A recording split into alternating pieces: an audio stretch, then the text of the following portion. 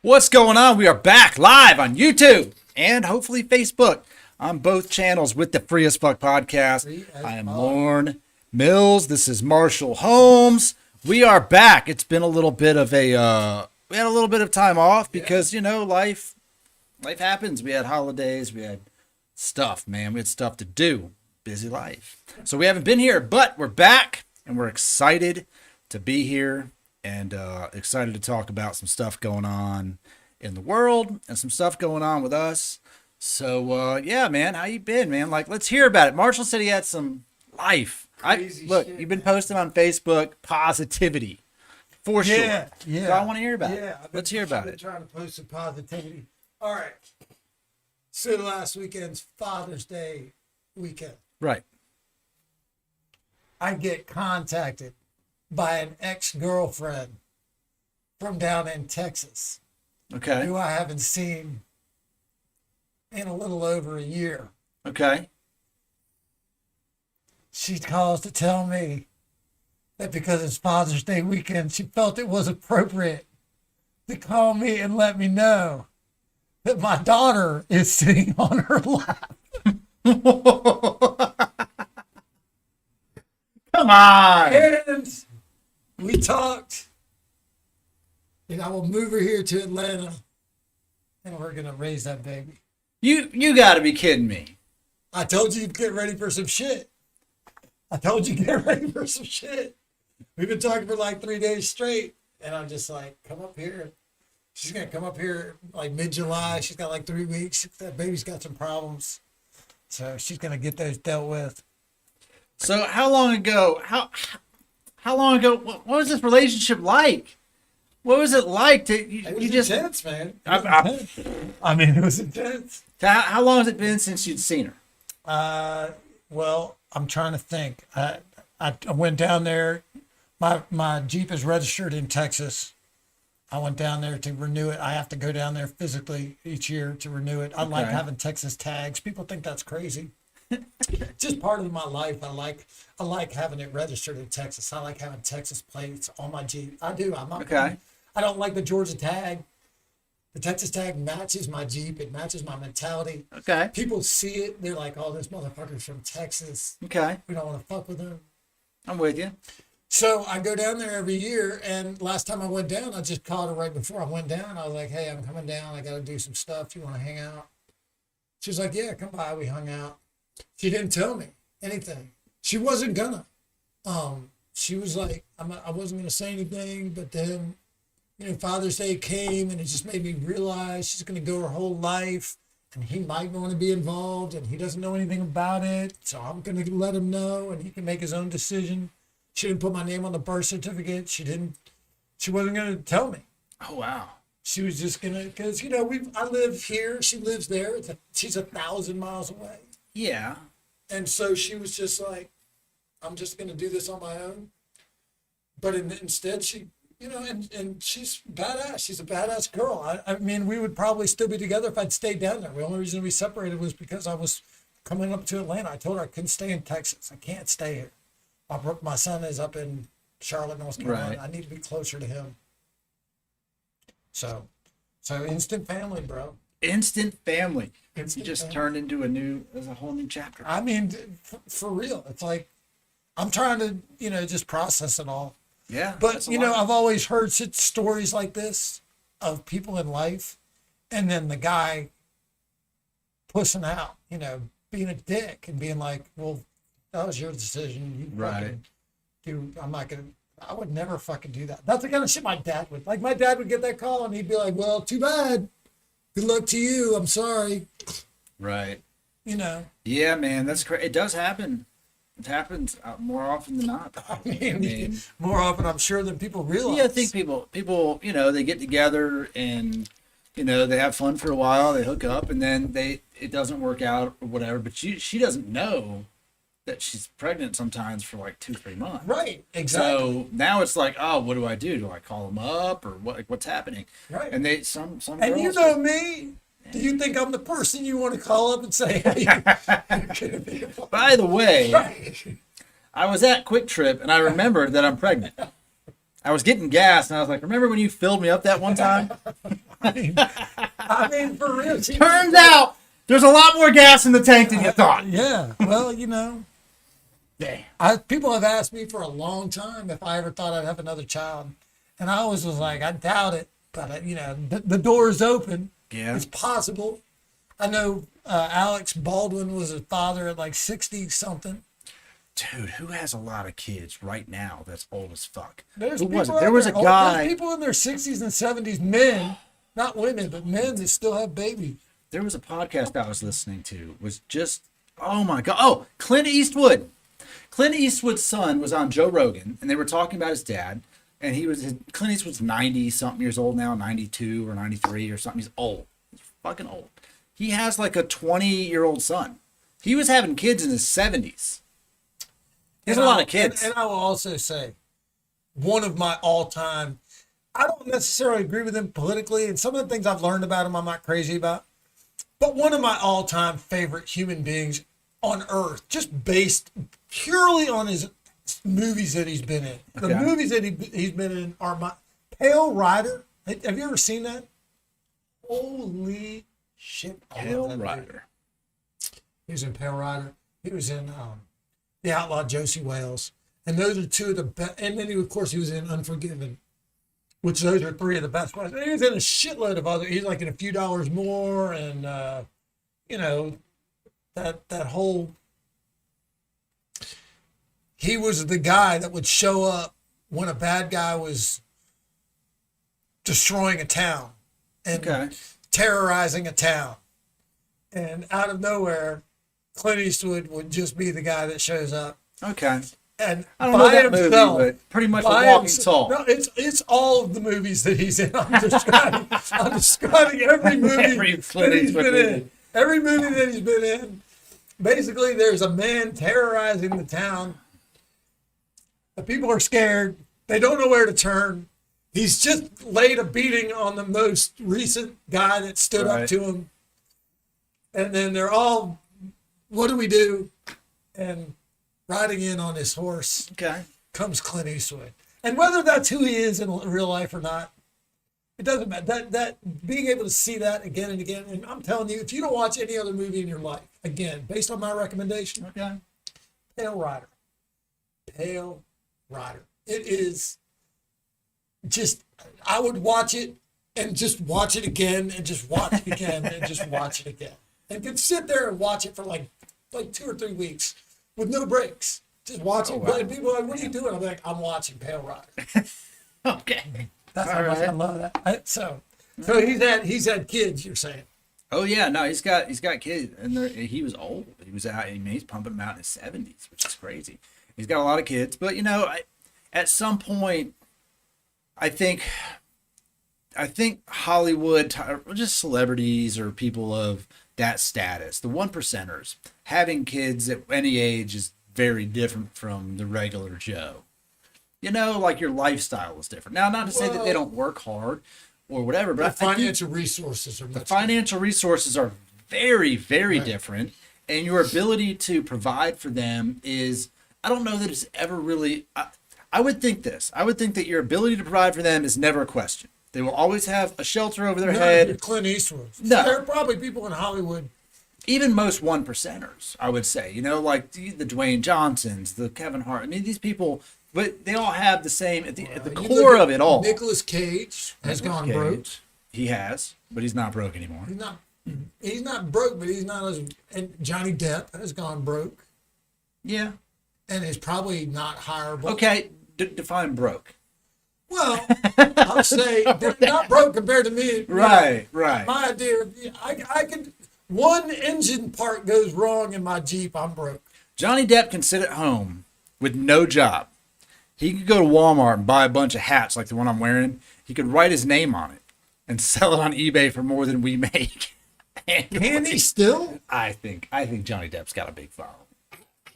Just because you don't see him, dude, there's Depp fans. Well, I think that goes across the board. If you're Johnny Depp and you're buying hats at Walmart and you're selling them on eBay, things are not going well. No, they're not going well. That's not a good. But at the look same for time, Johnny look, Depp. I think that people go, they go broke, and it's different. Their broke is not our broke. That's what I'm getting at. They're broke. It's like I had to move into the suburbs. I had to leave the big gated house, the $5 million house. Now I live in like a $200,000 house. Like Johnny Depp moved next door to me. I think in some cases, and you know, they talk about Tyson. I always think of somebody who lost the most money that went broke. That they say. And Tyson, they say Tyson burned through $350 million. Oh yeah, he'll tell you. Which seems impossible. Dude, how do you make $350 million? How do you spend? What are you buying? You know where it goes? No, I don't. I'll tell you where it goes. All right. It's not that they're continuously buying stuff. It's that once you buy some shit, it costs you money forever. And they don't realize how much money they pay out. You know, these guys like Mayweather, Tyson, that have a big entourage, they pay them. They pay him to be there. Well, that's what happened to MC Hammer. Yeah, yeah. Oh, yeah. He paid people to be around him. Just to stand around. And so it was his friends. He was trying to do his friends right. Right. They were all from a broke area of Oakland. They had no money. Yeah, but what's right? $100,000 a day? Is that right? I mean, no. But Tyson burned through a ton of money. He bought stuff. And I was reading an interview with him recently about, which was crazy to me. When he went to prison, he didn't, originally he was supposed to do 50 years in prison. That was the maximum sentence because he was in there for rape, 50 years, or aggravated rape. And then it got knocked down to like 9 years.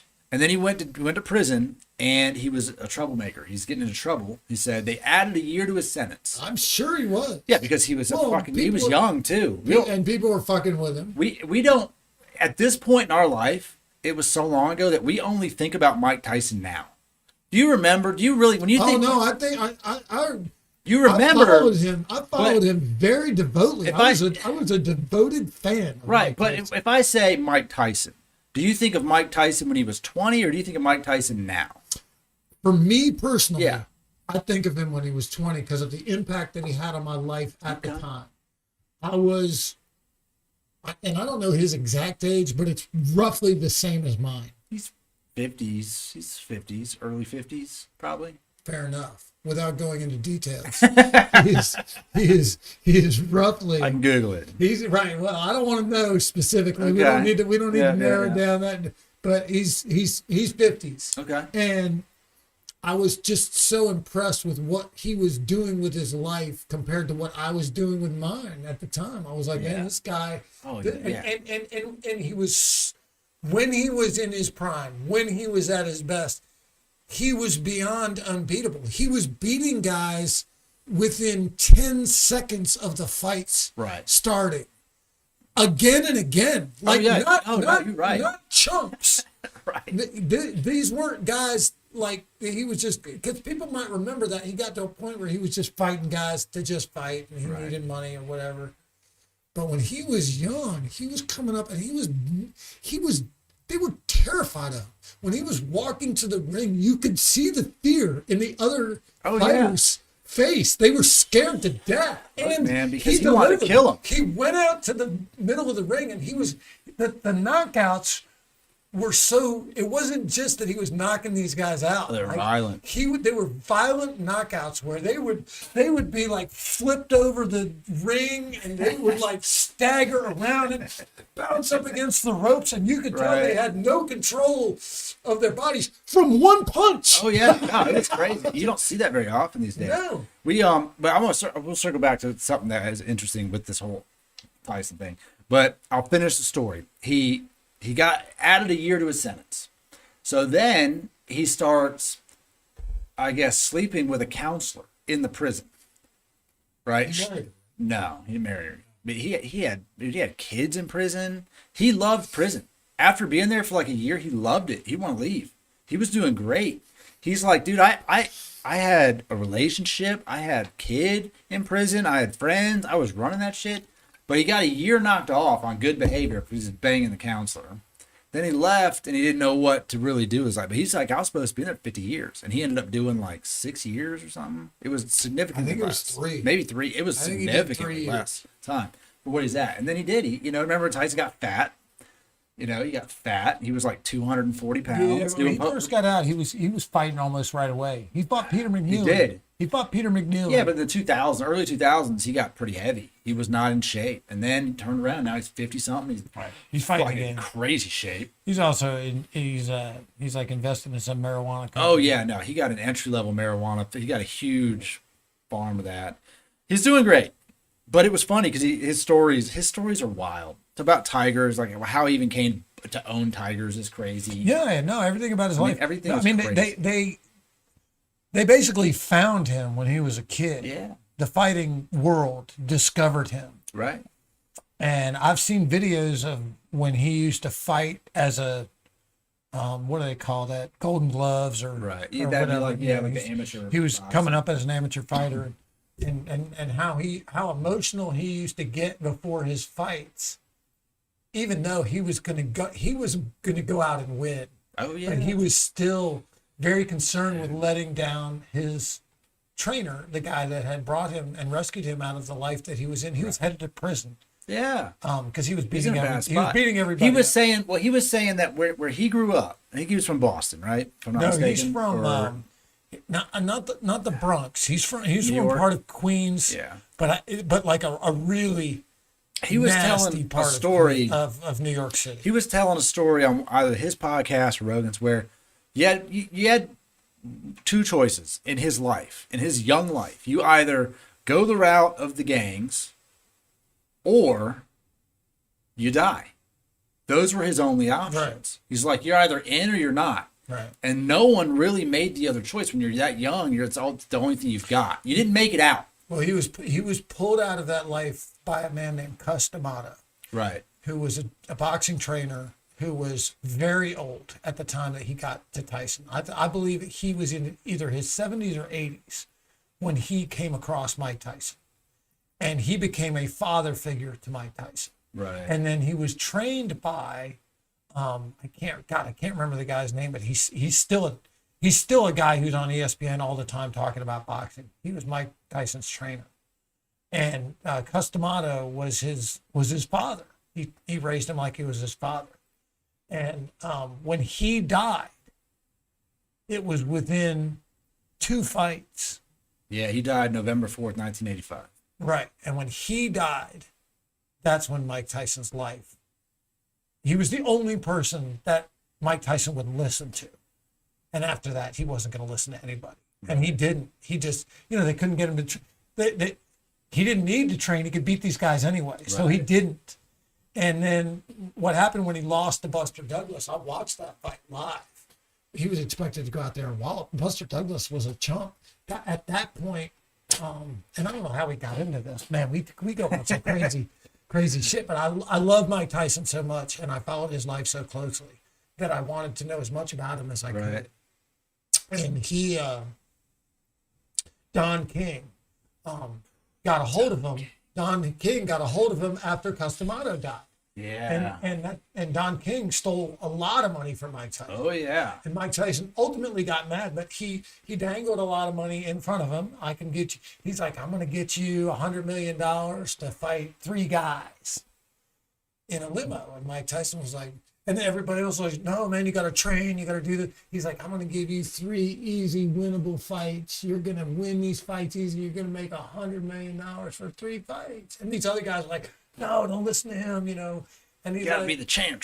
Right. But all about the champ. Right. But like, he's like, this guy's giving me easy fights. I don't have to work for $100 million. These guys are going to give me fights. I got to fight the best and work the hardest. So I want to transition into this argument because I did a video about a week ago, and I was thinking about it because boxing currently, I would say, not much hype around boxing. It's not exciting to watch. Very little. It's not what it used to be. When you're talking about boxing used to be it. You'd get a couple fights a year, and you'd get super excited to watch them. Sure. Now, boxing no one really watches it. The pay-per-views are lacking. Unless it's a celebrity fight. Right. Unless it is some ridiculous fight like we're having now. And I feel like that these fights are taking a lot away from boxing as a sport. Like, I feel that way because you got Floyd Mayweather, arguably one of the best boxers of our time or generation, Maybe going ever. in there, maybe ever, maybe ever. Argument can be made. Yeah, I mean, he's a great technician in the ring, going in there and he's fighting people who have no right even. Look, you would never in a billion years, 20 years ago, would anyone off of any platform be like, I'm going to go in there and fight the best guy with 0 fights under my belt. Like, I'm just going to go fight him for a crazy amount of money. But let's look at the times that we live in compared to when you're talking about 20 years ago. I believe that we are the perfect example of this. I am a nobody. I do this. I show up here. I come by your place. I put your address into my phone. I drive over here because I want what we do to reach as many human ears as possible. And should that occur, ultimately, if people are tuned into what we're doing and are interested in what we're saying, how we're presenting it, find a fascination either comedically or material-wise in what we're doing, then ultimately we will develop a following. And at that point, we will have some power and influence and may be able to make a difference in the world in some way, or possibly generate some income or whatever. I understand what I'm saying going. is you've got people out there that are way beyond where we are, that recognize that early on. I recognized it years ago. I tried to tell people I owned a company where we produced internet content, but nobody believed what I was saying. I told them, I was like, guys, this is the future. Ultimately, TV is going to disappear. It's going to be all online. My son doesn't watch TV. I ask him all the time, well, what's your favorite show? He's like, I don't watch shows. It's like, nobody watches shows. He's like, I don't know anybody that watches shows. You know, when they brag on Fox News all the time about their ratings. Yeah, the ratings are terrible. They're like, our ratings are, we're the number one. And I'm like, you're the number one on nobody's watching. You're the best of what it doesn't even exist. You got 2 million viewers. Congratulations. Joe Rogan did a podcast with 600 million views in 20 minutes. Right, exactly. Yeah. So and I saw it. I didn't have the knowledge to create to put this together. I've searched for this for years. That's why I appreciate it so much. Well, I understand where you're going with this. At what point? Now we're in a different. We're living in a different world. We are living in a different world. But at what point? Let's say we do this podcast, become successful. Everyone loves it. Gets millions of viewers every week. At what point does that make it okay for Marshall Holmes to tweet Floyd Mayweather to go? Well, I'll just say, if we get to that point, and it would never be, I would never be guided by the money that it would draw. I don't care about money. I like attention. I don't know that the Paul brothers care about the money, but I don't think they do. I think that they love. There's a circus atmosphere to that. Oh, now, I was never at the. Even when I was traveling doing stand-up on the road, I was never a guy who achieved a high level of fame. But I was definitely around a lot of guys that did. I opened for a lot of high-end stand-up comics that were very special booked, and at the time were famous. Not to reel off a list like look who I knew. All the guys from the Redneck Comedy Tour, whatever those blue collar. I opened for every single one of those guys as they were coming up. The puppet guy, the guy who does the puppets, Jeff Dunham. I opened for him, and a handful of guys that became famous later. I see Billy Gardell on TV all day. Right. It's hilarious to me to see him in that fucking Ozempic commercial, whatever the fuck he is. He's in that commercial. Dude, I knew him when he was a dope smoking hippie. And I watch him he does like an exercise and that dude hasn't done an exercise in his whole fucking life. And he wouldn't know me from Jack. Because I opened for him in a club in the middle of nowhere where he was on the rise. He was about to sign his contract to be on the show, that Mike and Molly show. In fact, everyone was like, he's about to be on Mike and Molly. And I was like, Mike and Molly, what the fuck is that? And then boom, there Mike it is. And Molly. Yeah. So, we live in a world now where that celebrity can be created, and not just me, you. I mean, look, they're gonna be like, oh, who is this guy? Right. And if you have things that you want to achieve outside of this room, and somebody challenges you to a fight, or they challenge you to whatever, and somebody dangles money in front of you. I just think it takes away from boxing. That's all. I think it takes away from the nostalgia of boxing and being a champ. And because like I said, you all know that I am a avid UFC fan, and Bellator and MMA. And with those guys, to be the champ, you're a bad motherfucker. Like hands down. Sure. You're a bad dude. Right. And 0% chance Dana White is going to let any single person walk into that octagon against any champ that is not a ranked UFC fighter. 0% chance it will ever happen, ever. Okay, but let's be honest, then you go into boxing. He does. You got to look at, man, that dude manipulates the living fuck out of those people's lives. Nah, Dana White doesn't. Oh man, he makes all the money, he pays them peanuts. Well, that's a different situation. That's not. I wouldn't say that's manipulation. I would say that's a product of how fast the UFC grew, and now also keep in mind how much money they lost for decades in the UFC. They didn't make any money. $0. It ran a deficit for a long time.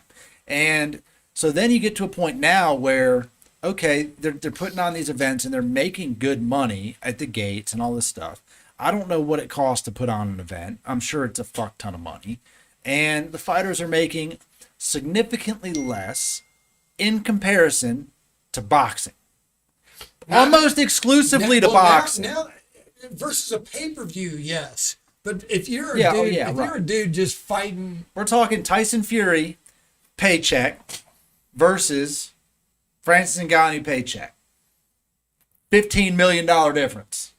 Right, but and I understand, but man, look, all of this is about money. It's all about money. It's all about money. But it shouldn't be. The ideas that you and I have that we were raised on when we were younger, and I'm even more so me, less you, because I know I'm older than you are.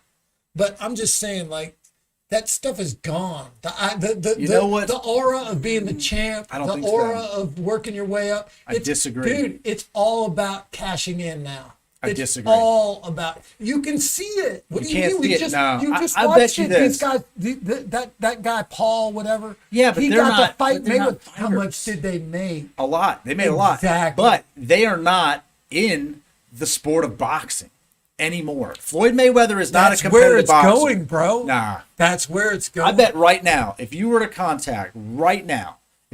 Francis Ngannou, UFC heavyweight champ, all he's ever wanted to do is be the champ. Right now, follow me. If you call him up right now on the phone and say, Francis, I have a fight. I have a boxing match. You're going to fight Tyson Fury.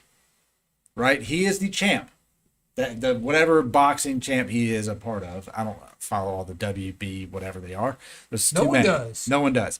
You're going to fight Tyson Fury. It's not for any title.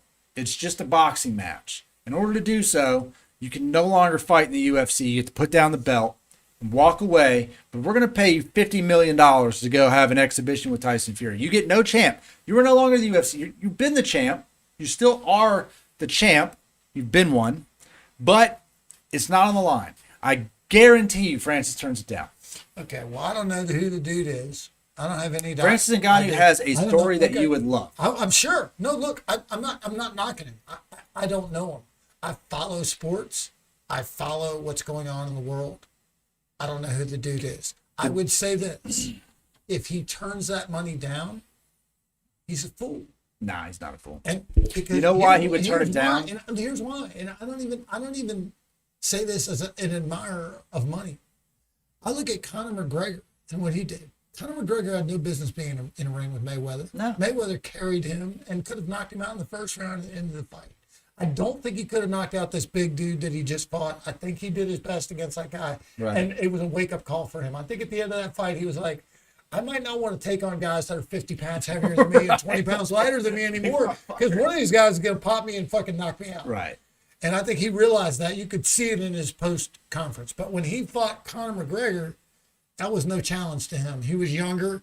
Conor McGregor was not a boxer. Was not in his class. Was not in his category. McGregor is definitely a boxer, but not the same. $300 million from that fight, bro. Oh no, he made a crazy amount of money. They all made a crazy amount. And so what I'm saying is, if you're that guy that you're mentioning, I understand that you've come up And as a guy right now who's all of a sudden finding himself needing to support a family, Also, your mindset completely changes from I'm going to be this guy with integrity. I'm going to come up. I'm going to do this. Look, let me tell you something right now. Somebody walks through that door right now while we're sitting here and says to us, guys, we're going to do a children's show. We're going to dress you up as two clowns. You're going to put makeup on. You're going to put a clown outfit on. And the whole show is going to be the two of you juggling back and forth balls. And you're going to defeat elves. And it's a children's show called the Free as Fun Children's Show.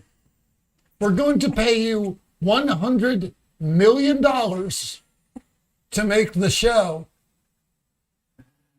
We're making the show. no, we're not making the show. We're making the show. No. We're making the show, dude. Marshall's for sale. If you're watching this and you have a children's idea. I have a 3-month-old baby that is now a part of my life. I'm making the show. We're making the show. Let me tell you why. Let me tell you why Francis would turn it down. If you don't know Francis Ngannou, he's from Cameroon. I don't know. He's from Cameroon. He grew up as a kid in salt mines.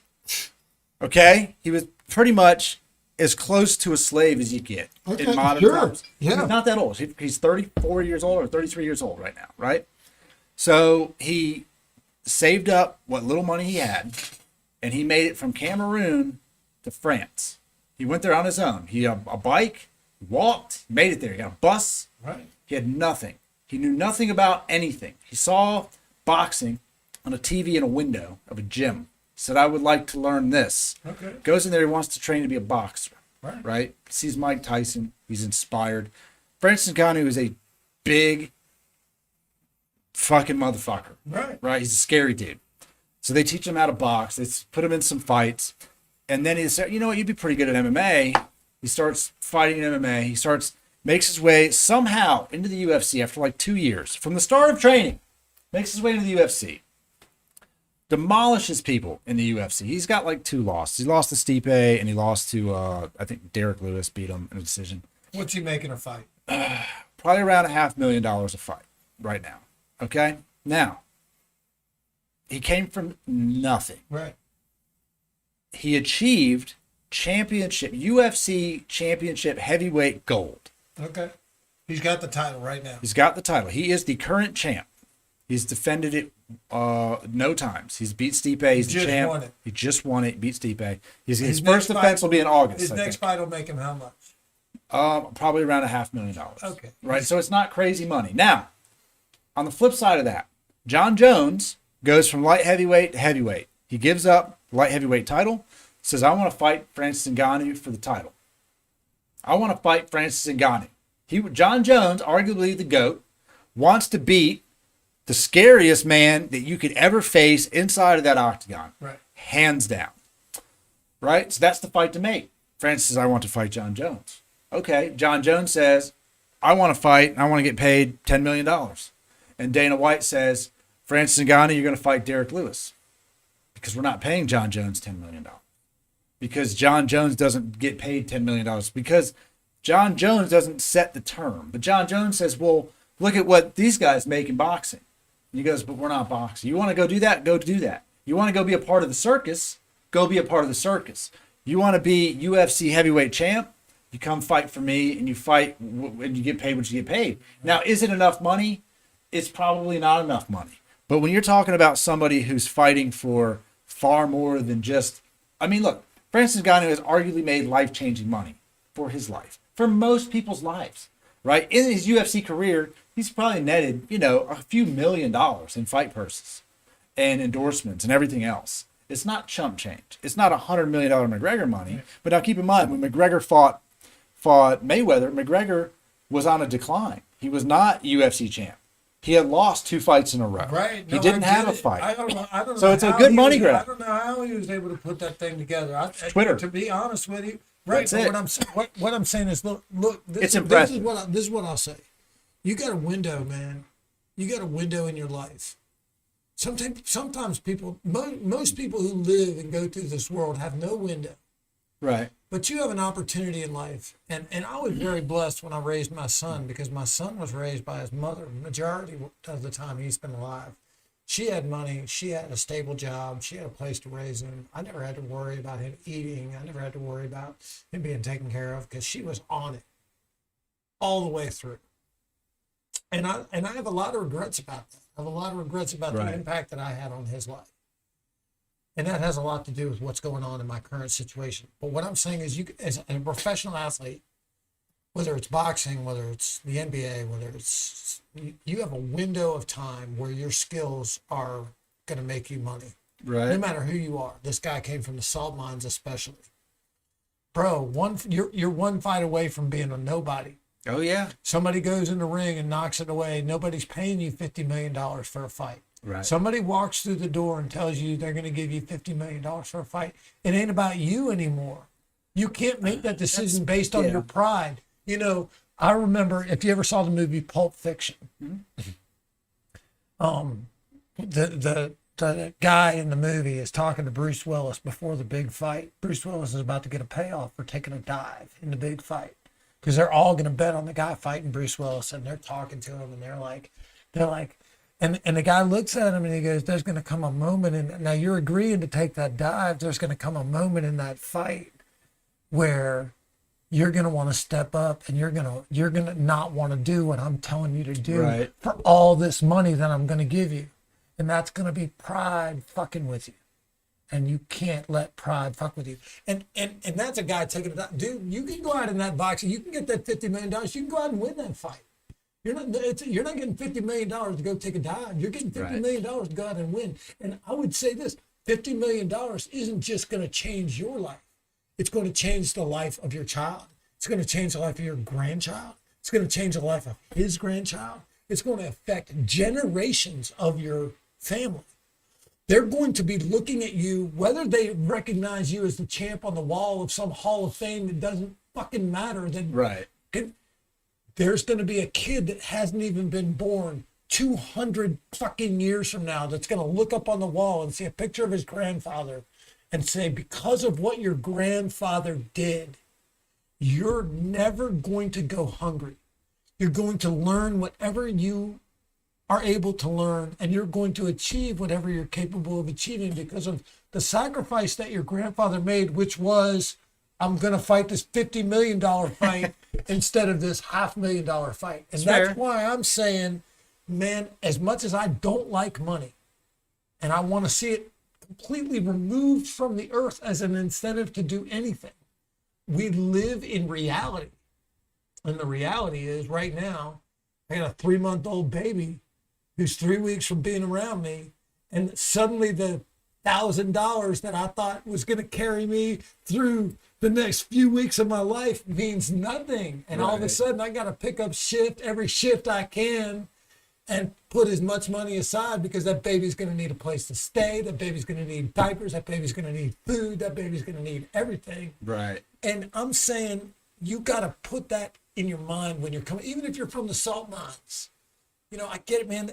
Dude, that guy learned hard. I love those stories. Oh, it's a wild I'll story. read about him. I'll find out about the guy, because I think that's impressive. Yeah, but no, man, it's wild.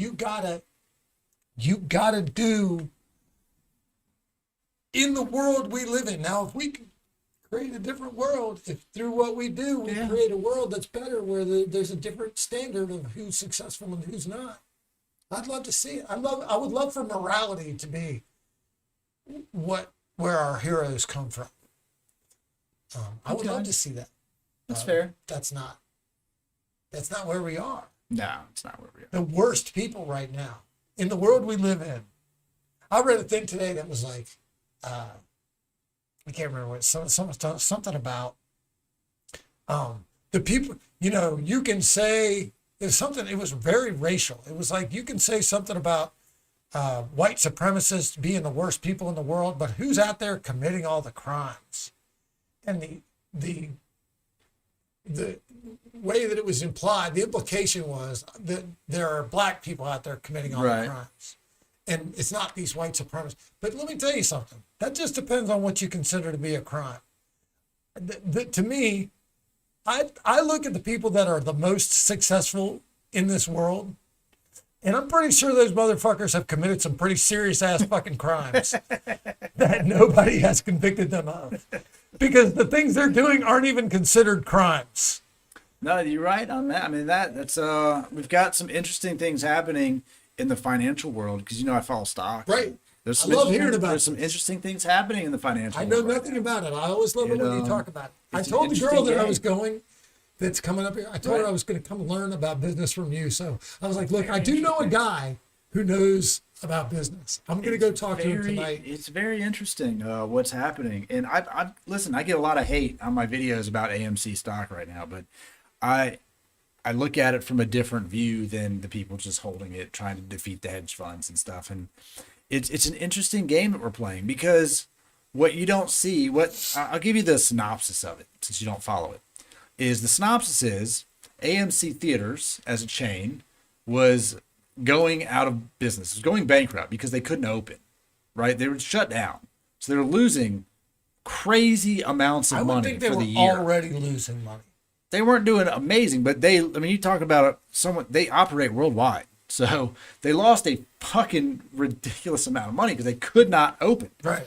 So hedge funds and market makers took giant short positions that says they're going to go bankrupt. And a couple people on the internet decided, you know what, they're so heavily shorted, all we have to do is buy up enough shares of the company, the free float, which is the amount of shares that are available for me and you to buy. It's called the free float. If we buy them and we just hold on to them, the stock won't go down. And these guys are going to be fucked. So, right, they're going to have to cover their position because they've shorted the stock. They're basically saying... I do understand a little right, bit. So if they hold long enough, then the shorts will have to cover. And the more we buy, the more the price goes up. And the more they're going to have to pay to cover their large positions, right? Which is a big position. It's 100 million shares shorted out of 500 million available. So it was 20% is where they were at, right, of the float. So they go, all right, well, if they have to turn in 100 million shares, they have to buy them, the price will go parabolic. It will go unbelievably high, right? That's the theory. And AMC has gone from $2 7-8 months ago up to now it's at $56. A lot. It's gone up a significant amount, which is fair. And it's because people are not selling their shares. And they got into a gamma squeeze and these options, things that cause it to go up. What I believe happens, and now, is the people who held all the short positions on them, they don't have to just hold them. They can take a loss and they can recycle those shares and short them again and whatever, play the game. I think they've just changed the way they play the game. And I think that they looked at it and went, okay, normally pre-pandemic, pre-Robinhood, apps on your phone, access to all this information, they're playing a game where they see everything that you do before you do it. And what I mean by that is when I go on Robinhood and I buy a share of a stock, before I own the share, Robinhood takes the trade data and sells it to the market maker. The market maker knows you're buying it or you're selling it or whatever you're doing before it's done. And they make split-second micro decisions based on what everyone around the world is doing at one time. So they have all the information before it happens, basically. Meanwhile, the apes, the guys like me and you that are just buying it and holding it, are like looking at data. I'm glad I'm an ape. You're an ape. We're looking at data that is 2+ days old, right? So the short interest is from 2.5 days ago. We have no idea what their position is, what they hold, what they don't hold. It's all theoretical guesswork. And that is a giant disadvantage. But it has come to the awareness that what some of these giant market makers are doing is definitely illegal. The problem is you can't prove it. There's no way to prove what they're doing. So it's crazy. So you're right. There are people out there that are getting rich doing illegal shit that you can't even prove is being happening. You want to know what I saw yesterday? That's my point. That's my point. Outside of that, I was you made that on, point because I agree. I agree. That's exactly right. Outside of that, I was waiting on Megan to finish up her Zoom call stuff for work last night, and I was on YouTube, and there was this live police chase in Burbank, right? Police chase on YouTube. Live police chase. And they're following this Audi. It wasn't even like a high-speed chase. They were just, it was a police helicopter view, whatever, following this Audi. They had been following him already for like 30 minutes when I tuned in. So he's just driving around. You know, there's like a fucking 8 police cars following him around, and they're talking about, you know, suspected stolen car, and he's stopping at stoplights and using his blinker and shit. I mean, like a drive through town. They have their lights on? Yeah. Oh, yeah. Cops have He was 100% aware they were coming for him. But he's not speeding. He wasn't speeding. He's just keep driving. He just kept going, right? And then at some points he was up like 60. I think he maybe hit 60 miles an hour. What I found amazing was I'm like, I don't know what this dude's end game is. The chopper's clearly following him. The cops are following him. He's not just like, where are you going to go? You're in Burbank. It's not like you can hide. I've always wanted to be in that situation. So then they spike strip the car, right? And they're like, so now he's still driving, like it's unfazed, and like, man, what is going on? It's amazing. So they're like, maybe he's got run flats going on. So they're like, oh well, okay. So maybe like 10 minutes later, they spike strip it again, and at that point, still driving. Then we see the front left tires getting flat, and it's kind of like coming off the rim a little bit. Yeah. So you're like, all right, man, this is it. This is gonna be it. At one point, one car came up and looked like he was gonna pit maneuver him, and then backed away. Didn't pit maneuver him. So he's driving, front right tire. Smoking, gone. It just rolls off down the road. He keeps going. He keeps going. Right. They're like, holy shit. Digging a trench in the. He's got one bare rim, 3 tires that are flat. Driving. I'm right. cheering About for this 5 more minutes later. I'm cheering for this. Right. The rear tire, gone off the road. You're like, holy shit. So, and he's in traffic. He's like still with going. people, he's still going.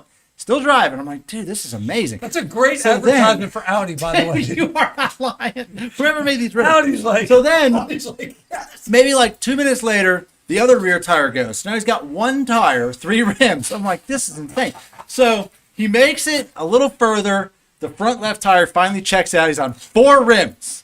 He's on 4 rims. And I'm like, oh, this is it. This is over because there's no way you can drive on 4 rims.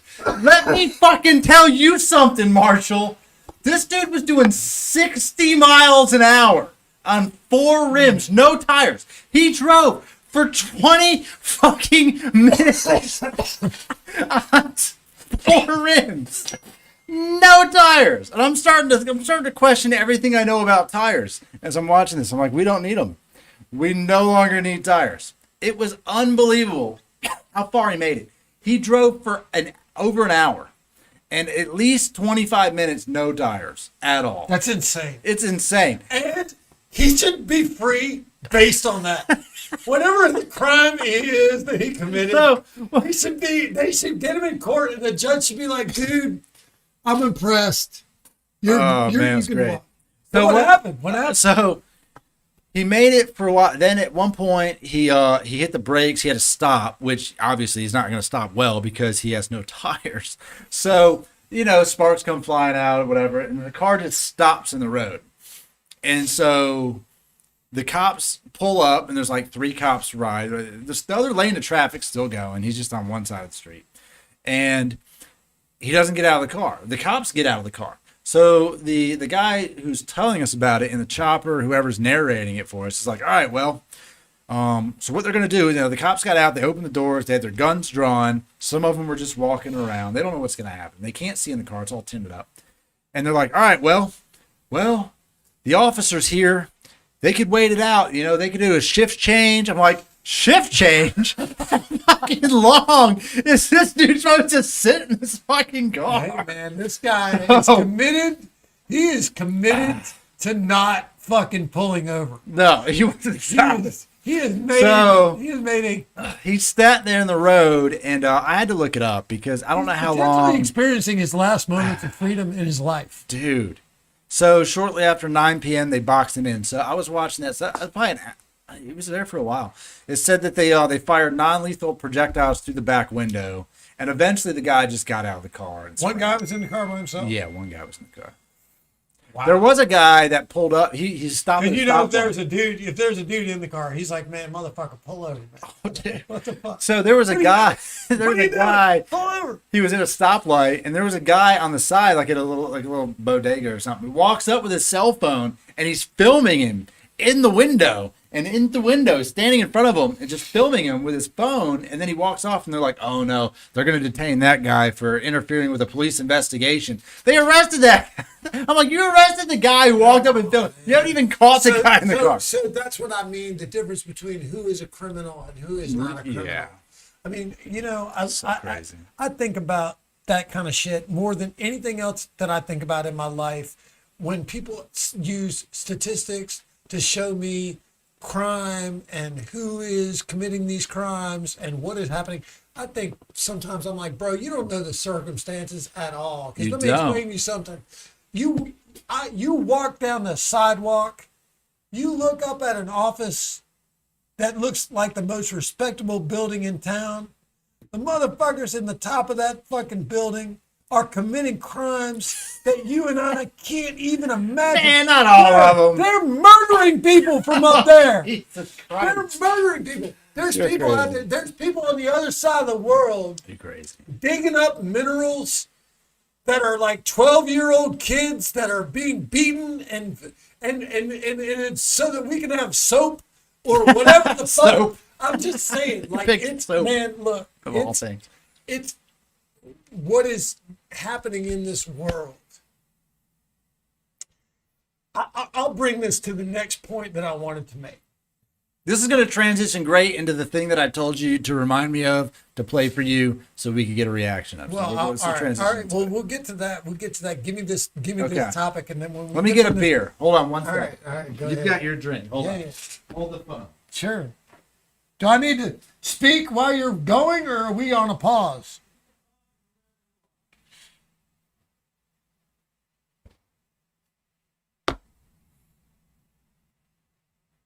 Okay. All right. Let's hear it.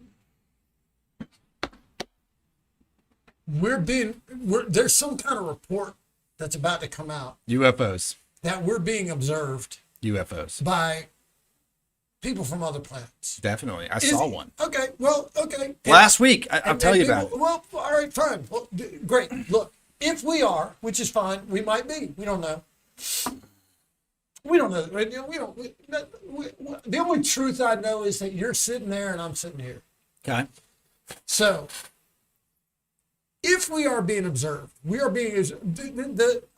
I've tried to look into this a little bit and read a little bit about it because I want to know what's going on. The galaxy, the universe, whatever, millions and millions and millions of years old, billions of years old. We can track back 1 billion years on Earth, I think. I'm not sure. I don't know about 1 billion, but a lot. Couple hundred million. A couple hundred million.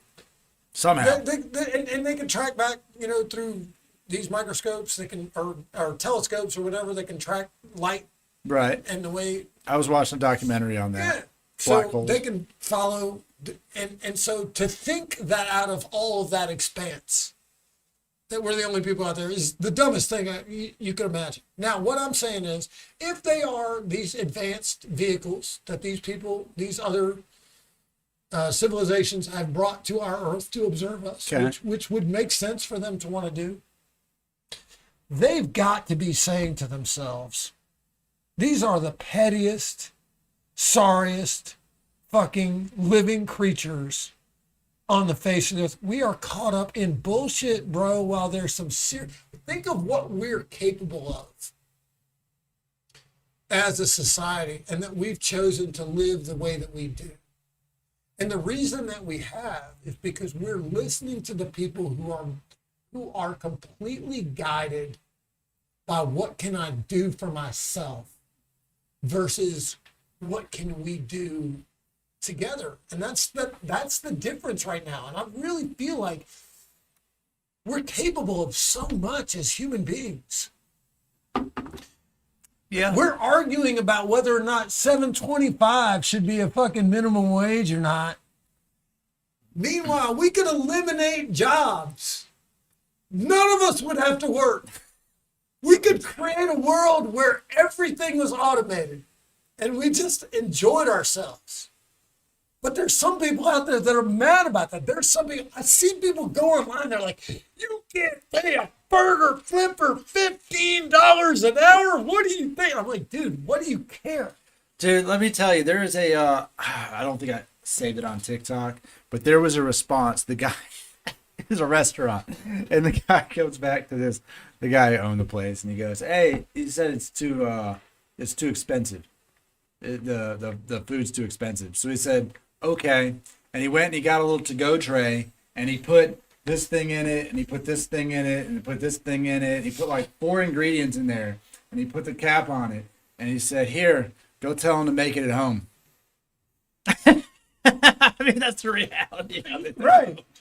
Look, you can say it's too expensive. $15 an hour is too much to pay someone at McDonald's. But also, then don't go to McDonald's. Everything else goes up. Everything else goes up, and you fucking pay for it.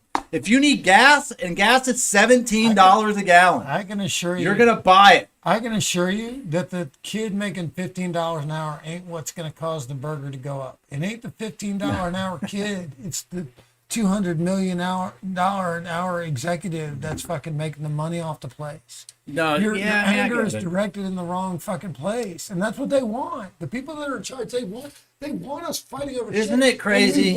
I think of these people watching us, these people flying around in these high-tech fucking alien vehicles that have come here to observe our society, and I think to themselves, they're obviously so advanced. They've been through the shit we're going through now. They've gotten to the point where they were like, hey man, instead of fighting with each other, why don't we just cooperate and make the best shit we can?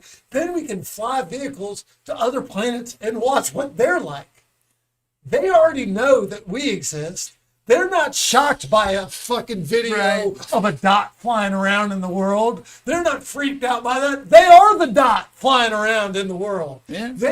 They've figured out we're like trying to get to Mars. These motherfuckers are coming from other galaxies to fucking visit us.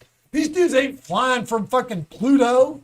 These guys ain't coming from our own solar system. The aliens that are visiting us from light years away. They're coming to us from so far away, we can't even see how far away they're coming. And yet, we're trying to fight about the dumbest possible shit we could be fighting about. When in fact, if we would just look at each other and be like, why are we killing each other? Why are we fighting with each other? Why are we letting people die of starvation? Why are we not treating medical problems? Why are we having the dumbest argument? Right now, they're going to spend all day today fighting in Congress about whether or not they can debate a vote about making it easier to vote. And at the end of the day, they're not going to do anything. They're not going to do shit. Nothing will be accomplished. No. The leaders, the people that we've put in charge, the people that we've elected, the people that are in charge of our lives are going to spend the day doing nothing. That's true. And meanwhile, the aliens are going to be flying around over top of us, looking at us. And like, let me tell you a funny story. What do these people? This is funny. This happened last week. So I was watching I had Megan's dog here. I was picking her up from the airport at like midnight. So it was UFC fight night, and I was just waiting for me to really have to leave. I was upstairs watching the fights with the dog, phone on the charger, and it was like 10 o'clock. And I was like, I better take the dog out. Dog's probably got to go out. So I walked downstairs with the dog. I let the dog outside the back here. And I'm sitting outside, and I'm looking just over the neighborhood, right? Just looking over the trees. And I see this thing in the sky. It's bright. Like, it's dark out, but it's not. It's like one of those darkness where it's kind of bright because the moon's bright. But I see this thing, like, out in the distance. It's just bright. I'm like, it's unusually bright in the sky. What time is it? This is almost like 10 o'clock at night. 10 o'clock at night. Right. So I'm looking over, and it was like if you walk out in my backyard, look to the left. So over the trees. something visible to everyone. Oh, yeah. So I'm out there, right? There's nobody else really outside. It's just me. And I didn't have my phone. My phone's on the charger. Fucking figures. So I'm sitting there. I'm just looking at this thing. I'm like, it's bright as shit. Like a plane or something. It's just bright. Looked kind of reddish, greenish, white. I don't know. It was bright. Whatever it was bright. If you looked over my tree line, you know, it was a couple hundred feet over the trees. And I would guesstimate this because if I was flying my drone, that's about where I would think it would be. But I'm like, that's pretty far away. It's not in my neighborhood. Like, it's fucking down the way, the road a little bit, probably a mile away. It's up there. And I'm like, looking at it, I'm like, what the fuck is that? Maybe it's a plane, but it's not moving. It's just sitting there. I'm like, can't be a drone because I fly a pretty good sized drone and I wouldn't be able to see it. Your robot vacuum My is robot about vacuum. to make it into the room. No, it won't come in here. It's off limits. Oh, it knows. It knows. Not. Yeah. Wow. So I'm looking at it and I'm thinking to myself, I need to go get my phone. I need to record this thing, right? You're wrong, bro. It's coming in. It's not coming. It's in the. It's fully gonna get in the you. room. It's not supposed to come in here. It's supposed to be off limit. Well, let's see if it turns around. Marshall's amazed by the robot vacuum. Look at it go. Let's get the fuck out of here. Get out of here, robot. That robot vacuum is more advanced than my car. Yes, it is. Look at it go. Holy I've never seen one. I don't know It is. I don't know how to It's react. great. It freaked me out. So this thing is sitting Sorry, up there. sorry, It's hovering. sorry. And I was like, I need to go get my phone, but it's going to be gone. So I'm just watching it. And it was kind of an ominous night. There was clouds out there. And I was probably staring at it for like 4 minutes. And I'm like, it wasn't moving. It was just sitting there. And I was like, what the fuck is that? It's so bright. It's just brightness is what just captivated me. And I was like, what? So then it just goes up into the cloud. I'll probably say 3 seconds it moved. 1, 2, 3. And I was outside like this, like, Right. Okay. what the fuck was that? Okay. So then I'm like, all right, maybe it'll come back. Maybe someone's flying a thing. Maybe it'll come back. Speaking of coming back. the vacuum's on a tear. It's doing a good job. So I stood outside for about another 5 minutes staring at the sky, and it never came back. I went upstairs. I got my phone. I videoed the sky for reference so I could tell. And I text Megan and Jacob. I was like, dude, you're not going to believe it. I don't even know what the fuck I just saw. So as far as I know, I'm the only person that saw this thing. So the following day, I'm out here. I see the neighbor lady was behind me walking her dog, and I was talking about selling her house and stuff. And I was like, hey, I was out here last night. This is just random. I was out here last night, and I saw this thing. And she's like, you saw it too? And I was like, the thing that was just hovering, the light, and she's like, I saw it over here, and then it moved. And she's like, I'm like, so I'm not the only one who saw it. I haven't found anyone else who saw it, but me and her both saw the thing. And she's like, I thought it was a police drone. I was like, police drone? It's not. I mean, I'm sure they exist, but that thing had to be fucking huge for me to see it from a distance. Like, it had to be a good, like, big as a plane, a good sized plane at least. And then it just to go up, and I was like, I don't know what the fuck it was. I saw something. I don't know what the fuck it was. Well, it's unexplained to me. Look, it's crazy. I've never in my life experienced, but I thought it was ironic that I didn't have a phone in my pocket. Well, obviously, anytime anybody has an alien encounter, they've not been able to You ain't lying. to substantiate it to the convenient. point that we need. It's happened. So I don't know what this report is going to say. I have tried since I found out that it's coming out. I have tried to read as much about it as I can. I'm always fascinated. I try to learn. I will say that when I was younger, I tried to learn I remember I read an article about what it would take for us to get a vehicle to the next closest solar system where there would potentially be life. Right. We have already realized at this point that there's not other life in our solar system. When I was young, they were just coming to terms with the fact that there were no Martians. We weren't sure whether there were Martians. We were like, are there people living on Mars?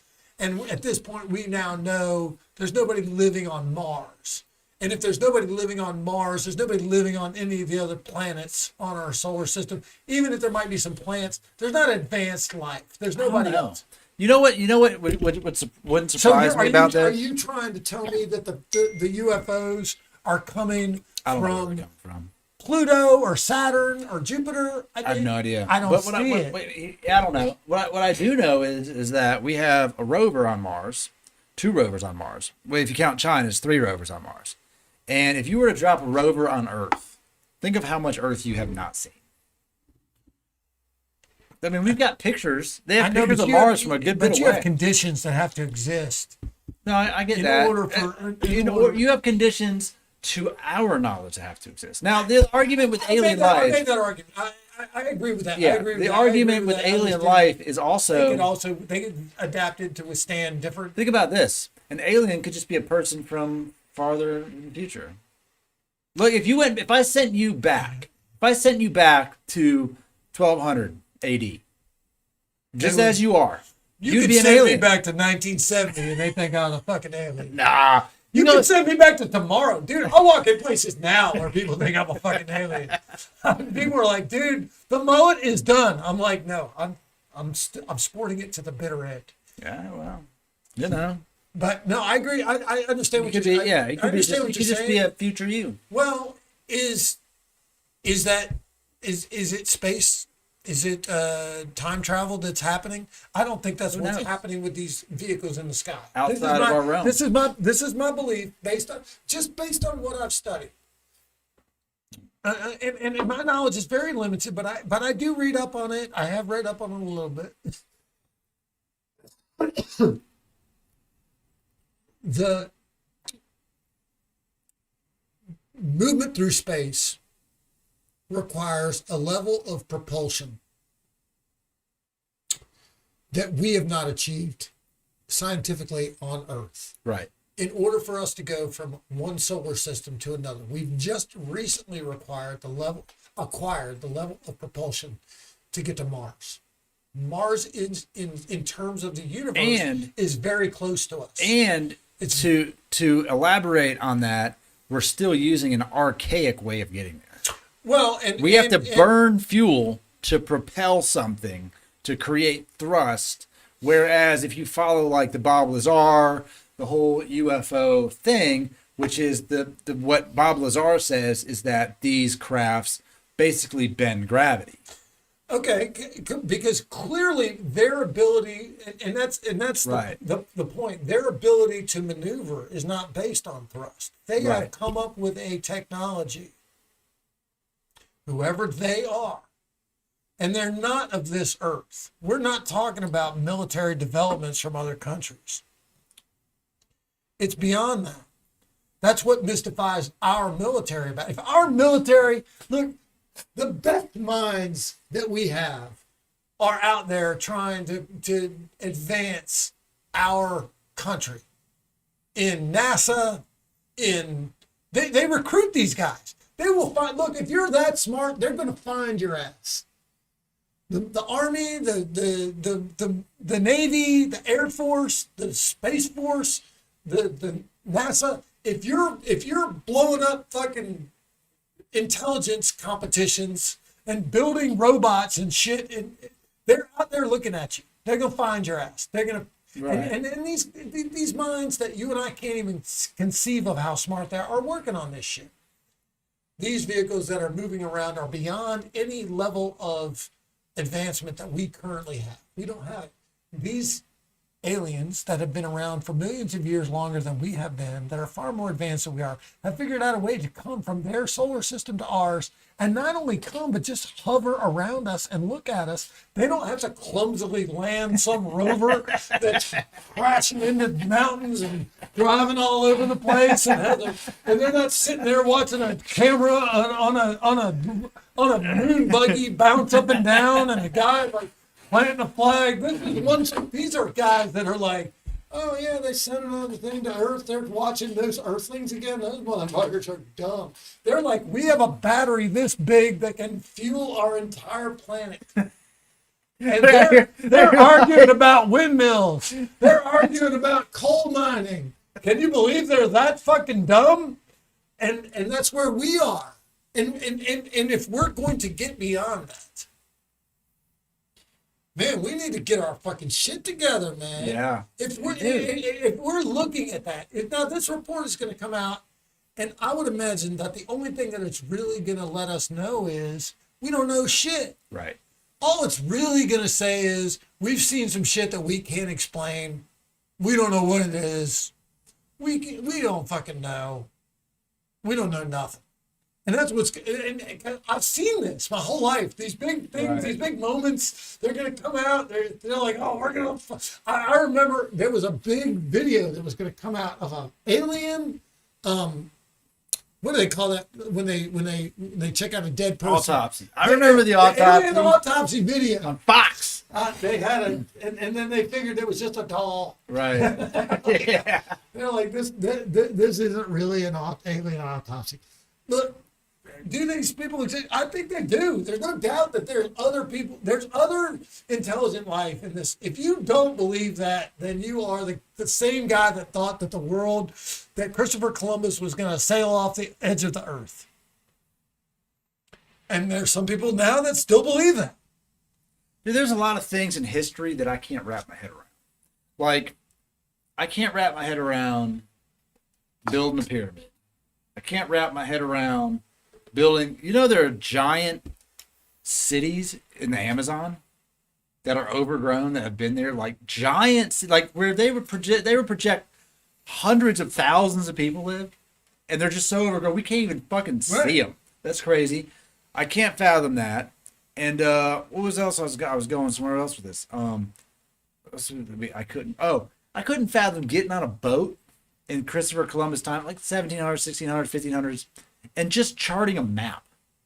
What the fuck are you making a map of? Go outside right now and draw me a map of fucking pick anything. Never mind a country. Yeah. No, You couldn't get back to Duluth. How did they do it? Right? No, how did they And this motherfucker got in a boat and somehow made it exactly where he started. I've got a GPS this place from the Shell 5 minutes from here just to make it to your place, and I've been here 10 times. Somehow they got on a boat and they sailed across an ocean and landed in the exact same place. Yeah. That's fucking crazy. No, the level of what some people can do versus other people can do. You know, I come here. I'm stunned by the technology I'm surrounded by in this room. I don't understand any of it. I don't know how any of it works. I know how to make it all work, but I couldn't tell you how it works. Your knowledge of it is far beyond mine. And I'm able to sit in this chair and espouse my views. That's all I'm able to do. I tried in 10th grade, I tried to take a computer programming class. And I was 3 days into that class. And I was surrounded by people that were laughing at my lack of understanding of what they were taught. They were outright. And the teacher was making fun of me in front of the other brains in the room about, we've got a guy here who can't understand shit.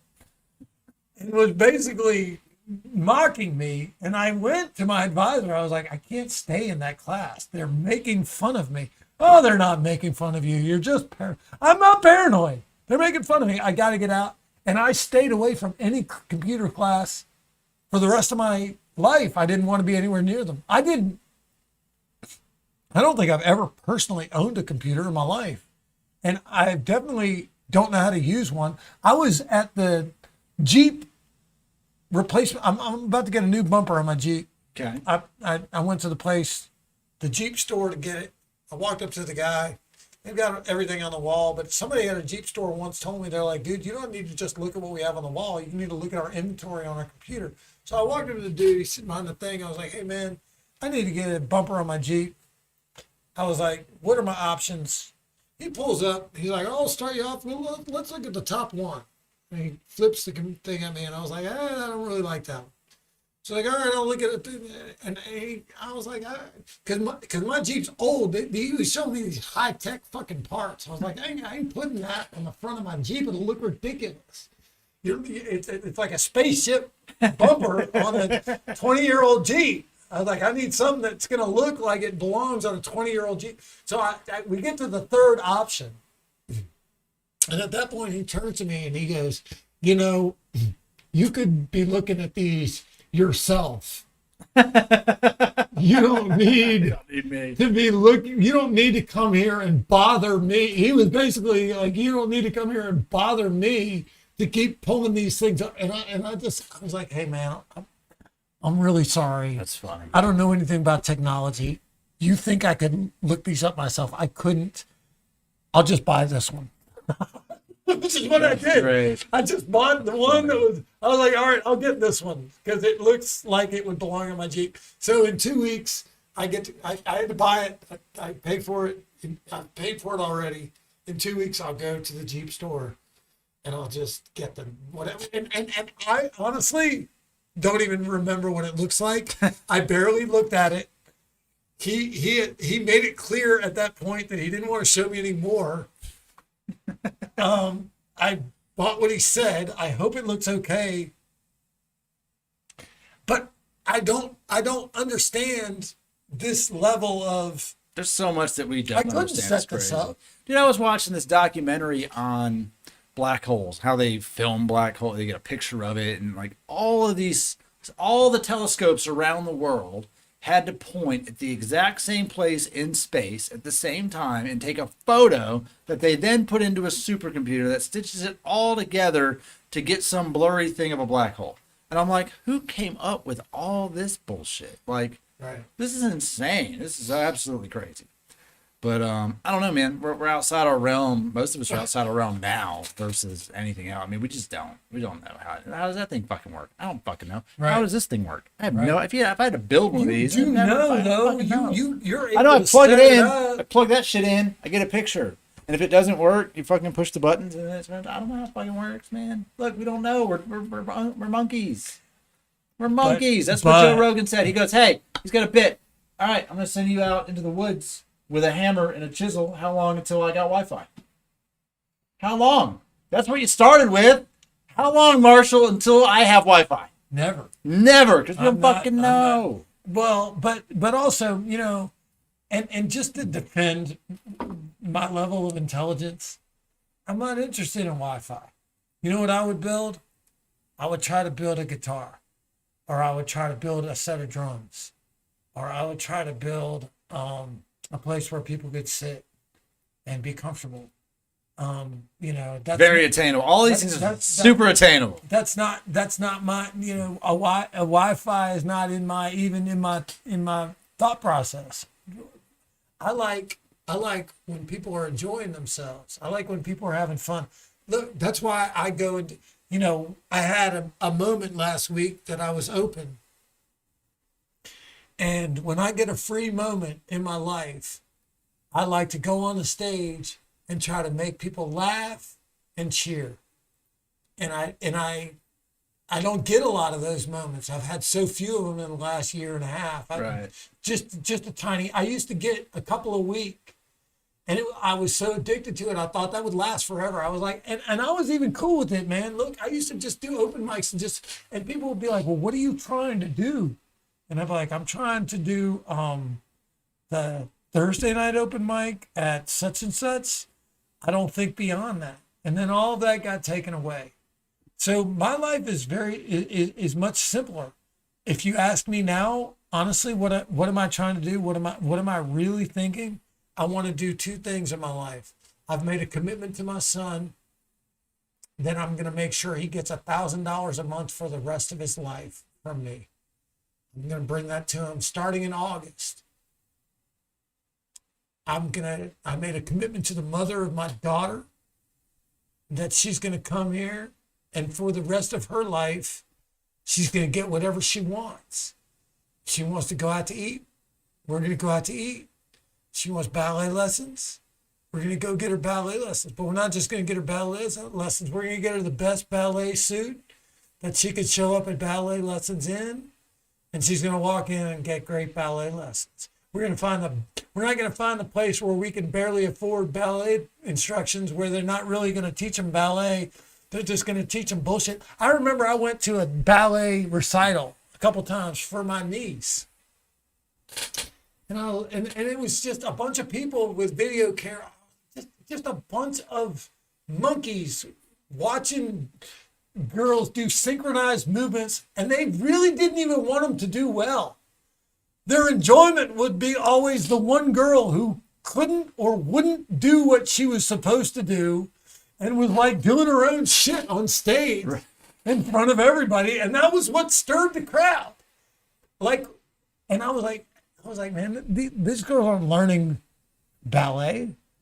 They're not even, you know, So what do I want? I want my son to get so used to getting $1,000 a month that instead of me having to bring it to him, he comes to me to get it. That's what I want. Okay. I want my son to be like, my dad has earned a visit from me. He doesn't have to bring that to me anymore. I'm going to go see him. That would make me happy. My daughter, I want her to run to me at 5 years old when the ballet recital is over and jump at me and be, Daddy. I've won. If that happens, I've won. So I can't build Wi-Fi. I'm not going to save the world, but I can sit in the audience during the fucking ballet recital.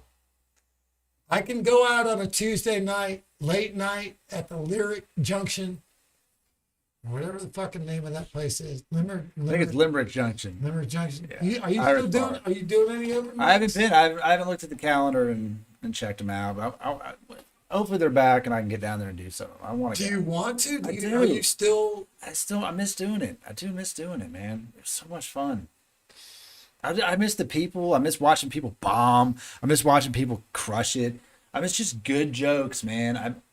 I sometimes I even like.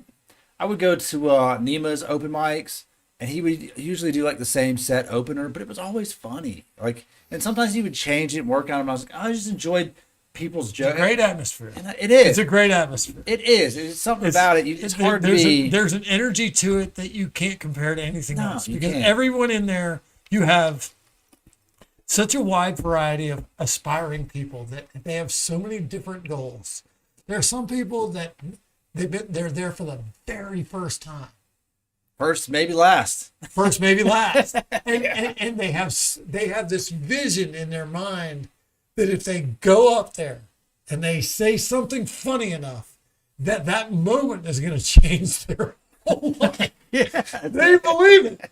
They're like, this moment is going to change my life. It's not. It's not. Nobody gives a fuck. No. Nobody gives a shit.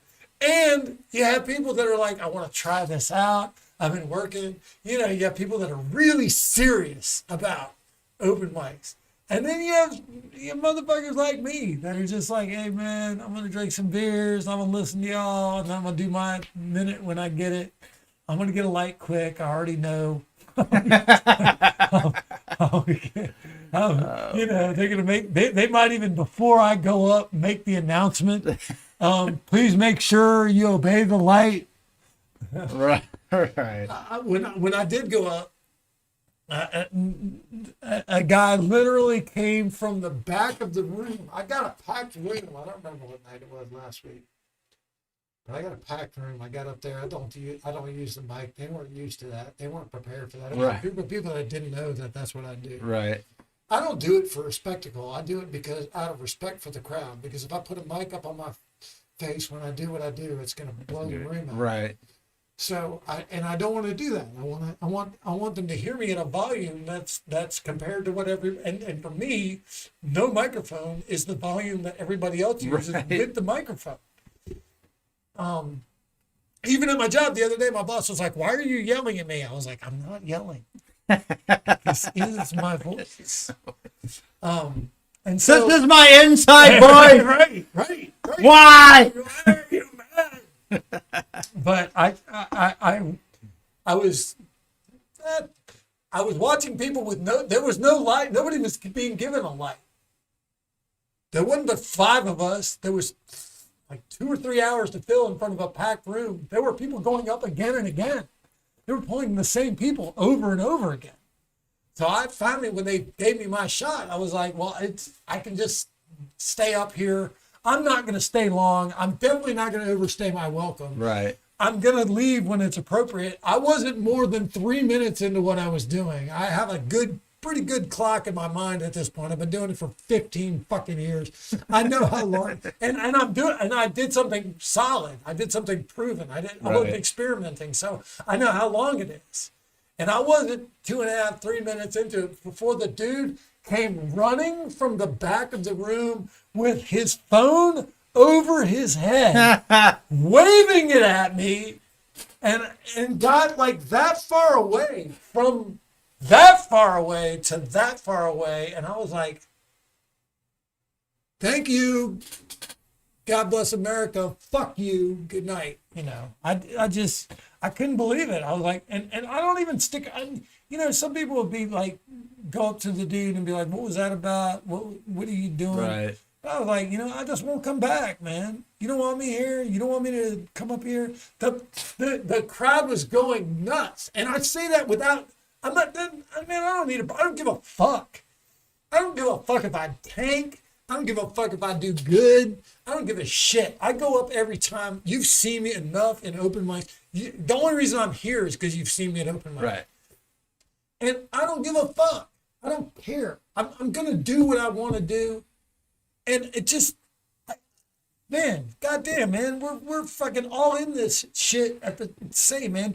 Just why do you gotta be a dick? You know, we used to have a section on this fucking show where we talk about don't be a dick. Don't be that guy, man. Don't be fucking running up to me fucking across a goddamn room. I go like I'm just. The people that were performing before me again and again that were pulling on stage were getting dead silence out of the fucking room. I'm like, I'm the only one getting a reaction out of them. Are you mad because people are actually laughing in a comedy show? Is that what you're upset about? What the fuck, man? I don't know. Maybe it's some tequila. I don't know. Maybe. I haven't. You know, this is the first tequila I've had since the last time I was here. Oh, shit. I waited. I was like, because you told me you were like, I gave you good tequila. I did. All right, I'm gonna play something for you. I want to get a reaction to this video. All right. Because you like the political commentary of it. You like that edgy stuff. So I'm gonna put it up on the screen. You got to put the headphones on so you can hear it. I know you got to put the headphones on. If you don't put the headphones on, Marshall, the people, we're gonna play it so that they can hear it too. And I feel like not. I feel like I'm. You're going about prison. to turn into an I feel alien. like this is prison. This isn't prison. This is far from. This is one step closer to being an alien. So, what I'm going to put up is a video, a song that came out about 3 weeks ago by Tom MacDonald called Snowflakes. Tom MacDonald's a rapper. I'm just give you some backstory on him. He's a self-made rapper, right? He writes, produces all of his own stuff, films his own videos. He's got no record label. It's just him and his girlfriend that make music. In the last year and a half, he's gone from just being like a indie rapper to somebody he's getting millions of top of the freaking iTunes charts with his music. All right. And it's pretty respect. Oh, dude, mad respect to Tom. So I'm gonna play his latest video because he's very controversial with what he says, but it's not wrong. Okay, so So he's speaking the truth. He's speaking the truth. So I want to get a reaction to what you think of Tom's latest video, Snowflakes. If you lie to the government, they'll put you in prison. But when they lie to all of us, it's called being a politician. You think taking guns away will save our kids from the killings, but you're pro-choice, abortion kills way more children. If America's so terrible and racist, it probably isn't safe to encourage immigration. Just saying, all the contradictions are embarrassing. You know who hates America the most? Americans. Trigger warnings used to be on TV for seizures, and now they're everywhere to protect millennials' feelings. He, she, his, him, hers, them, they. Screw a pronoun, cause everyone's a retard these days. I hear him preaching at the protest that hatred's the problem, but hating straight men, white folks, and Christians is common. Coca-Cola telling people they should be less white. They preach intolerance, but if you disagree, they fight. There's a race war here, elections based on fear. Black lives only matter once every 4 years. Soldiers died for this country, and every one of us benefits. Give welfare to the bums and forget about the veterans. Black folks and white folks divided by the news, but we are all the same. We are red, white, and blue. Ashamed to be American? Okay, that's cool. Cause honestly, we are all ashamed of you too. Y'all are so fake. Oh no. The forecast said that there'd be snowflakes. Whoa. You can make us see it your way. No way. Gasoline and propane. More flames. Oh no. No more snowflakes. They set us up to fail, that's what they built the system for. Put an ammunition shop across the street from a liquor store. Empowering women used to be different than this before. The role models got OnlyFans or dance on a stripper pole. Screw it, I ain't tripping, I don't mean to be mean, but if our children are the future, then our future is bleak. They take an Adderall to focus, hit McDonald's to eat. They're addicted to phones and they take Xanax to sleep. They blurred the lines dividing communism and democracy. In 2021, we paint the patriots as Nazis. The men playing women's sports get trophies for winning. Like, great, let's celebrate a man for beating some women. If you're black, your life matters, you're supposed to embrace it. If you're rich or you're smart, then you're probably Asian. If you're gay, then you're brave, all of that I'm okay with. But if you're white, the stereotype is you are a racist. Blaming capitalism like that's the reason things are tough. While you tweet from an iPhone and sip on a Starbucks. You're supporting what you stand against, you don't think you are, but a Percocet addict don't donate money to pharma. Damn, dog, we're all afraid to speak the truth. And the more afraid we get, the more we hate the ones who do. You're ashamed to be American? Okay, that's cool. Cause honestly, we are all ashamed of you too. Y'all are so fake. Oh no, the forecast said that there'd be snowflakes. Whoa, you can make us see it your way. No way, gasoline and propane, more flames. Oh no, no more snowflakes. We can all get along, but there's no stopping. Ay, everybody's wrong, that's the real problem. Ay, they don't want to hear it, but they still talking. Ay, soon enough, we running out of options. Ay, this ain't gonna end till it's in the coffin. Ay, we ain't gonna be friends till we try to squash it. Ay, I don't know how we can make amends or we drop it. Snowflakes melt when it's hot, kid. Y'all are so fake.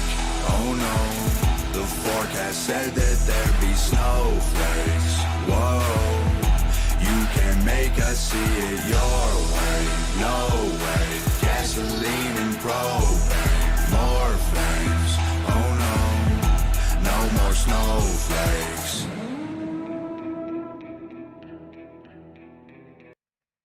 Tom McDonald. So we'll start with you. What are your thoughts? I mean, obviously this impacted you enough for you to want me to see it. It impacted a lot of people. Sure. He's got a lot of videos this whole year that have been very I say not even political. I mean, there's money behind what he's doing. He's making money off YouTube. Sure. Off views. I mean, the production of what he's doing. He does it himself. Him and his girlfriend. They do it. It's the two of them. That's it. Yep. Dude, I'm telling you. That music? Why don't we have that kind of music then? He writes his own beats and he raps it. He produces it all himself. It's honestly, the pandemic for Tom McDonald is the best thing that ever happened to him because he was sat at home and he just grinded and he wrote songs and he got people shit on him before that song. People do? Oh, people hate on him so bad. Really? Oh my God. Well, here's what. But not even just for that, but just for everything. But the way he looks, just the way he sounds. Well, then let me tell you. Let me tell you what he did. Hold on. He bought an NFT, which is a non-fungible token, just a digital thing that Eminem sold. And inside the NFT contained an authentic Eminem beat that no one's ever heard. And Tom McDonald owns the sole rights to that beat. So he bought the NFT. He gets the beat that's produced by Eminem. That's his now to use for whatever. He writes a song based off of the song Stan that Eminem wrote to Eminem's beat, thanking Eminem for everything he's done for the rap community because he inspired him to be a rapper. And people shit all over him. But he also puts out stuff like that where he's not afraid to look. If you're a mainstream rapper and you put out a song like that, your record label's like, hey Marshall, love it. We're gonna have to delete that. We can't put that on anything. But with Tom, no one can cancel him because YouTube's not taking it down, and that's the only one that matters. To me, honestly, and I'll look. All I can do is relate it to what we're trying to do. And what I'm trying to do in my own life, I look at that, first of all, fucking huge respect to what that guy is doing and the message that he's saying. There wasn't one thing that he said that I didn't agree with. Right. I agreed with every single bit of it. But I know this. When you try to tell people the truth, there's nothing that makes them angry. And in my whole life, starting from when I was a little kid, it used to be confusing to me. I couldn't understand it. I always thought when people asked me a question and I answered it with the truth, that was what they wanted to hear. And I could never understand until I was probably in my, certainly after I graduated college, not when I was in college, but after I graduated college, I started to understand. I was like, man, when people ask me a question and I answer the question, I tell them the truth, it makes them so mad. Why? So I'm not on, we don't produce to that level, and I get it. And I'm an open micer who doesn't even use a microphone. So my grasp of technology is not the same as that guy's, and my ability to say it in the way that he says it. But I try when I'm up on, I get my 3 minutes or whatever they're going to give me whenever I go somewhere. The only thing that I ever try to do is tell the truth. I try as hard as I can to just say something that's true. And even just doing that, there are people that walk out when I'm on stage. There are other open micers that will not speak to me. And I know when I walk in a room that they're angry that I'm there. That's so crazy. It's true. I don't know if you've ever seen it or noticed it. I don't think I've noticed it. But when I go to a place, I have to very carefully select. I see videos of people at this place in Atlanta called the Laughing Skull Lounge. Oh yeah. I know I would never be allowed in there. No, they wouldn't. I know that if I went there, somebody that already knows me would go to the person who's in charge and they would tell them not to allow me to go up. So I don't bother going because I know I wouldn't even get up. I would sit there and somebody might even ask me to leave.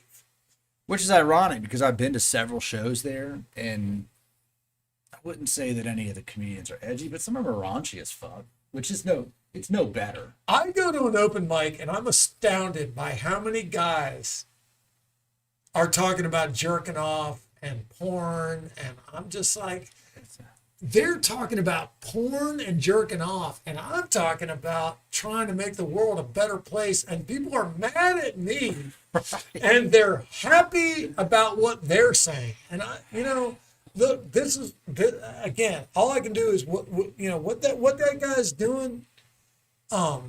It's great. I hope when I see somebody like that, I hope that I get a chance one day to encounter that guy. I hope I get a chance through what we're doing or through my life or through what I'm doing. I hope I get a chance to meet him and just talk to him and just listen to him. I'd be fascinated to talk. I would love to listen to him. I would love it if somehow we could take what he does and make it, we talk about, I've told you several times, we should have intro music to our show. That is what I'm looking for the intro music for our show. Oh yeah, no, Tom If killed it. he would say, use my song, The Truth, as the intro to your show, I would say, thank you, we will. And then that would initiate what we're trying to do, because I don't want to go gentle, man. I don't want to be gentle. Yeah, you should listen to some more. Pull up some of Tom's songs. I mean, they're all you can on YouTube. Just Google Tommy Tom. I'll send you a link. You just click it. But he's done a lot of things that were real on controversial topics all year. He's done songs about them that are great. We have no time to tiptoe. No, that's right. So, and that's what, man, I look at that and I see a guy who's frustrated. Yeah, definitely. I look at a guy and I think to myself, that guy is frustrated. He's not making those videos because he's trying to become a YouTube star. He's making those videos because he is frustrated by the way the world is. And he's saying, why has it got to be this way? And I feel you, bro. I feel you. Why does it have to be this way? I'll tell you. I'll play another one for you, just because Yeah. you'll like. Let's just play one more. I mean, We'll put another look, one. are we? I mean, I don't know if we're getting in trouble for playing his shit. Are we allowed to fucking worst case, they'll just demonetize? demonetize or whatever. But yeah. Well, you know what? That's a but price this we'll one pay is, to get to listen to some of his it's the shit. price we'll play. They do say people say that he doesn't copyright strike his music, but we'll see. And if he does, oh Now I well. gotta do the. Yeah, you got to put that. I hate that. Yeah, well, you get used to it. I'm not getting used to it. But this is one that came out when it. I think it was. Let me see. I don't know what day it was. Let me see if we can find out what day it was when he released this one. It was in. Let's see here. What? No, the best is good. Plowwell's good. Cancel's good. Fake Woe. It's got a bunch of, but this one's called No Lives Matter, and this was 7 months ago. So kind of, this is going to be kind of around election time, 7 months ago, right after the election, right? So keep in mind what it all just transpired going into that when he wrote this song. Hip-hop diet is full of guys who cannot even rap. Facts. Media dividing us by colors, white or black. Facts. If you believe in Jesus, these days Christians get attacked. Facts. If you don't hate police, then everybody thinks you're whack. And everything's so connected. Black Lives Matter got so aggressive. White folks who agree can't support the message. Both sides go to war because they don't respect it. Our social climate from the global tension turned to total violence and a whole depression. We could unify and then I'll go against them, but we let them divide us with votes and elections. Hey, the music we bump, all about shooting guns and doing drugs. Hey, whoa. The things that we want are promoted subliminally through the songs, like you need a fast car, you need designer clothes, you need a rap star to tell you to start popping pills, hit the blunt and go live at the club till you're broke. It's all controlled by the elites, put fake news all over our screens, convincing the right to go fight with the left and distract from the fact it's each other we need. Divided by race and religion, segregated into teams. You a white supremacist. If you're not, I guess you Antifa. Screaming from the rooftops, beat down better. Turn us on each other now, no lives matter. If we do what the news wants, blood gon' splatter. Turn us on each other till no lives matter. Freedom's dead. If you have an opinion, take it back. Facts. People hate the president. If you don't, then you trash. Facts. Indoctrinate the nation using news and mainstream rap. Facts. The government abuses us. It's all part of the plan. Facts. And it's so confusing. Black Lives Matter is a valuable movement, but all lives matter ain't racist or stupid. It's non-black humans who don't feel included. All colors fall under laws to govern the whole country, and we all suffer. We're all broke and nobody recovers until we accept that we're all brothers. Hey, the music we make, all about big booties and getting paid. Hey, whoa. We watch the news and it fills up our brains with violence and riots and race. Like this is a race war. You need to hate more. Get what you came for. You need some songs about Xanax and violence so you can escape more. What a vicious cycle we can't break away from. They control the culture, they control the paper. They're indoctrinating a whole generation till the patriots start to hate the nation. The music we love make us dumb and addicted. The news that we watch is brainwashing the children. The viruses, riots, and racist conditions ain't problems. They're symptoms of life in the system. Screaming from the rooftops, beat down better. Turn us on each other now, no lives matter. If we do what the news wants, blood gon' splatter. Turn us on each other till no lives matter. The music will make you dumb. The media makes you hate. And they control them both. There ain't no escape. They put the world in a state of chaos. Economy crashing and massive layoffs. Black against white or it's left versus right. Divide and conquer and control is the payoff. Screaming from the rooftops, beat down better. Turn us on each other now, no lives matter. If we do what the news wants, blood gon' splatter. Turn us on each other till no lives matter.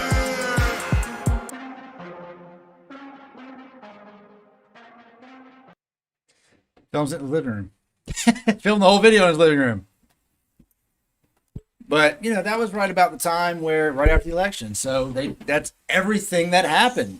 In my opinion, it's everything that happened the entire year. It was divide and conquer. And divide and conquer in order to secure votes. That's what it felt like to me most of the year. But, he put out that song, man. People, What was the reaction? What was the reaction from people? the people that like Tom like it, but the other reaction is, oh, well, you should support, like you said, you have to support Black Lives Matter. Or if you don't, you can't say all lives matter. You can't say anything that he said is factual in the term of when he wrote the song, where everything is so controversial. You had to pick a side. There was no, let's just come together. It was, you're with us or you're against us. You cannot be with us, but also I don't agree with one thing that you do. No, it's all in or all against, and it's a war. And that's what it felt like to me watching it all unfold. And when he did that song, I was like, dude, he's freaking dead on right with that. You know, it is. It's that was at the height. That was at the peak of Black Lives Matter right there, the movement. And it's, like you said, it's a good message, but it's got the wrong everything else. It's like the name's right, but everything else around it's wrong. And the divide and conquer was right. I mean, everything about what happened. And we look back at like the last song that we just listened to before that, it rings with me because like Black Lives only matter every 4 years. And because now we're in June, we're almost in July. When's the last time you saw a BLM fuck anything? No rallies, no movements. They just stopped. Now they're still out there. Obviously, the organization is still there. I still see occasionally a t-shirt around town, but it's not on the news. They're not going to cities. They're not protesting shit. Where did it go? What happened? So, and I look at it and go, okay, well, now there's a new thing. There's just a new thing. And every year there's a thing. Yeah. Sometimes twice a year there's a thing. And right now the thing is something else. It's not that. Now it's jobs or inflation or minimum wage. Like minimum wage is a thing. That was a thing. It's happening now. Now it's infrastructure. So these things, they come and go so fast. But in the moment, it's a volatile influx into our world, and then it dissipates. And then there's another volatile influx, and it just now. Granted, there are people out there who are still way deep into BLM, I'm sure, and are all about that movement. But from the outside looking in, I don't see it every day like we saw it every day for 6 months. For 6 months, it was every day. And then Biden gets elected, holidays go, Trump's gone, BLM just dissipates. Cop shootings, cops are still killing motherfuckers every week. Cop shooting, kill somebody. No BLM protest at any of them. So I understand, like I said, he probably is frustrated. Looking at it, to write a lyric or a song about it, you have to be frustrated. You have to have some kind of emotion that is just out there going, man, what in the fuck is happening right now? And to articulate it as well as he does is impressive. I started watching Tom way before he was even doing political or current event type songs. And he was so wild just to look at because he's an interesting looking dude, you know, with all the piercings, the tattoos, the dreadlocks, everything that he's got going with his persona is very interesting. And his music before was still controversial. The difference was not that many people heard it. It reached 20,000, 50,000 views. It wasn't top of number one iTunes charts. So it's a different opinion now. It's a different world that he's made it to. Well, all right. I'm trying to process a lot. That's a lot. That's brand new to me. Yeah, it's a lot. That's something, when I think of YouTube videos, I'm not aware that level of YouTube video existed until now. What I would say, first of all, is we need to up our production value game. Hey, man, people like my production value, man. They're like, dude, that's my point. It's solid. I'm not, man, believe me. It's prior to you, I posted about 4 videos on Instagram that my son shot in his backyard. So, and he put no effort into doing it and no effort in posting it. So I'm delighted with where we are. But I would like to say that first of all, that's exactly. I don't know much about the dude. I've got to process some of what he said. I agree with. some of what he said, I'm thinking to myself, I'm not there, but I get it. He's from Canada. My whole Canada. thing. Oh, he's not even American. He's from Canada. I mean, he lives in America, but he's from Canada. Well, First and my whole thing is, I want to figure out a way to bring people together, and sometimes, you know, I was a captain of a handful of sports teams in my life, and sometimes, in order to get guys to perform their best, you got to smack them in the face. It's true. I realized that when I was in a handful of huddles. There's, man, and this is going to be a weird tangent, but I'm going to just take you down it, and then we'll finish off All right. what we're doing. But the best experience that I ever had in my life was when I would huddle up with my teammates, and we would get ready to go try to take over a foe. And sometimes we were just going through the motions because the coaches were doing what the coaches told us to do. But the coaches weren't on the field, and the coaches weren't out there with us, and they didn't know what this guy could do or that guy could do. They didn't understand what we were up against. And so we would get in that huddle, and we would try to develop a plan while the referees were screaming at us to get out of the huddle so that we could go attack the other team. And it's a weird thing that happens in a huddle, whether it's basketball or football, mostly football in my life. Okay. But it's a weird dynamic because you come together, the play that you just done has either succeeded or failed or whatever has just happened, and everybody comes together and wants to give a mountain of feedback before you go and do the next thing.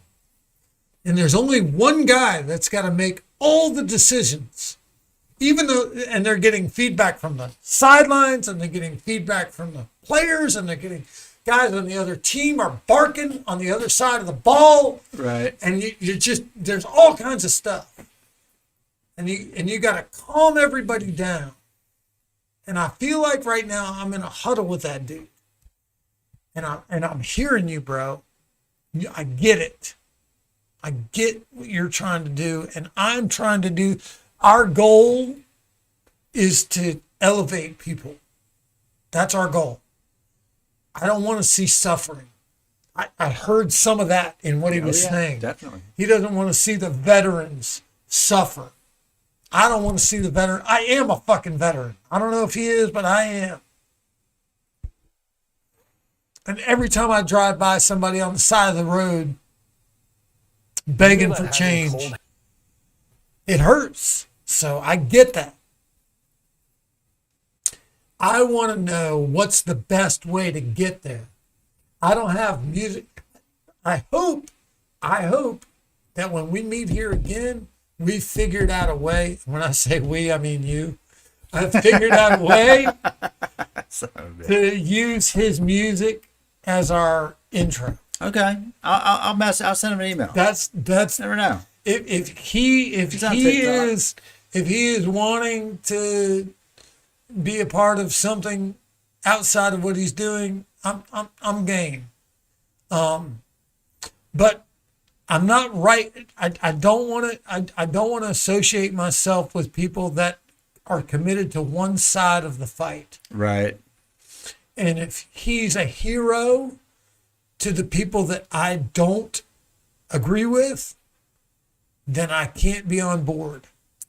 But man, I don't know if he's a hero to a lot of people. He does have a lot of songs about sobriety because he used to have alcohol I'm addictions. sitting here chugging fucking tequila. Yeah, I mean, he used to be an alcoholic, and he had issues. How old is He at one point was he was a professional wrestler at one point too, apparently. Unbelievable.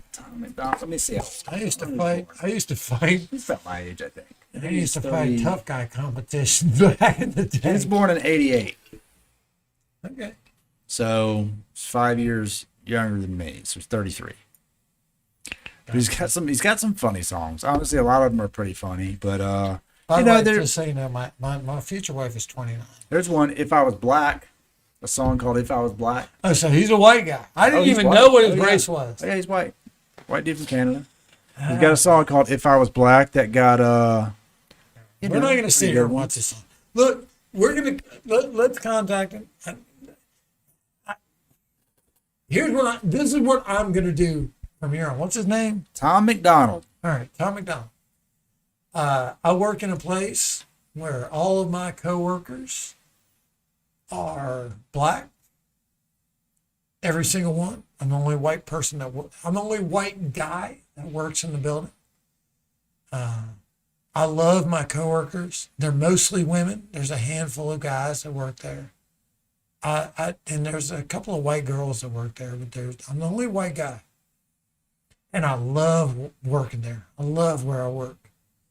And I trust the people that I work. It is the most family-oriented place I've ever been. In terms of just us as workers, we are straight up family. And so I'm going to ask them what they think of this guy. I'm going to talk to a couple of them. I wouldn't be surprised if they have no idea who he is. Wouldn't be surprised at all. Well, He's an underground rapper. I mean, he's basically. they are He used to tour, but you know, COVID kind of there's a couple of people that work there that are DJs. they probably know if they're a DJ. I know like 2 or 3 DJs that work there, and the rest of them they bring shit up all the time. These are not. Here's what's great about where I work. The people that work there make a shitload of money. So no matter how people look at them, no matter like when they come up to your table and they're like, "What do you want to eat?" and you're like, "Oh, who is this person?" Let me assure you, this person is making more money than a banker. Straight up, we make good money. We make good money where we are. This is a great song. I don't drink. This is a great. You know, we'll go out on this one, Marshall. We'll go out on this one. I drank all my beer. We're gonna go out on this song. We'll wrap it up. You know what? Come on. I will say this. You'll laugh. Only because you've given me this opportunity, I'm going to trust this moment. But I Okay. I ain't like about it. It's really 3 funny. fucking songs from one dude. Our show is not going to be an homage to this. It's not an motherfucker. homage to Tom McDonald, but it's gonna be funny. I wanted to get your reaction to his other ones that were controversial. All right. So we'll end it with All something right. funny because we're both like funny shit. And so this I'm one makes me laugh. I'm gonna every make time I something hear funny it. about it. Hold on, we got to get past the stupid commercial here. Hold on. But it cracks me up every time. Every time I see it. I screwed up, I just wanna say I'm sorry, it's all my fault. You should probably ignore me, oh my god. I should've given you a warning. All my friends are sick and tired of the story. I don't drink, cause when I'm drunk I'm annoying. Call your phone when it's 3 in the morning. Start a fight, park the whip in your garden. Probably think I am mentally retarded. Please don't call me crazy cause I'm not. Last night I had one too many shots. Blacked out, got arrested by the cops. Woke up on the neighbor's front lawn. Every time that I'm hungover, I convince myself I'm dying. Where the hell my pants go and why is my girlfriend crying? I say that I remember what I did, but I am lying. There's a tattoo on my butt cheek, it's a beer can and he's smiling. I'm pretty sure that last night went down in history. We made it out alive and that's a victory. Black eyes and minor injuries. We lost the fight together, that's a win to me. I don't drink, cause when I'm drunk I'm retarded. Ask around, I'm the life of the party. Hold my beer, cause I'm only getting started. Who cares about tomorrow and the misery? I'm a mess, and I know you don't deserve it. You're the best, and I'm a pretty stupid person nonetheless. You try to help me cause I'm hurting, I confess. Sometimes I feel like I'm not worth it. I don't drink, cause when I'm drunk I'm a problem. I don't care who I hurt, I feel awesome. Holy crap, it's either jail or a coffin. Soon enough, I'ma be at rock bottom. Please help, tell me how'd I end up here. Last night, I had one too many beers. Flashbacks, but I can't remember clear why I texted all my exes and we haven't spoken years. Every time that I'm hungover, last night doesn't feel so funny. I threw up on my front step and I wasted all my money. I got naked in a nightclub right in front of all my buddies. Then I went home with some girl I thought was hot, but she is ugly. I'm pretty sure that last night went down in history. We made it out alive and that's a victory. Black eyes and minor injuries. We lost the fight together, that's a win to me. I don't drink, cause when I'm drunk I'm retarded. Ask around, I'm the life of the party. Hold my beer, cause I'm only getting started. Who cares about tomorrow and the misery? Call my phone, okay, be quiet, can you hear it? I don't hear it, damn, oh no. My sexy photos, can we clear it? We need to clear it. I'm pretty sure that last night went down in history. We made it out alive and that's a victory. Black eyes and minor injuries. We lost the fight together, that's a win to me. I don't drink, cause when I'm drunk I'm retarded. Ask around, I'm the life of the party. Hold my beer, cause I'm only getting started. Who cares about tomorrow and the misery?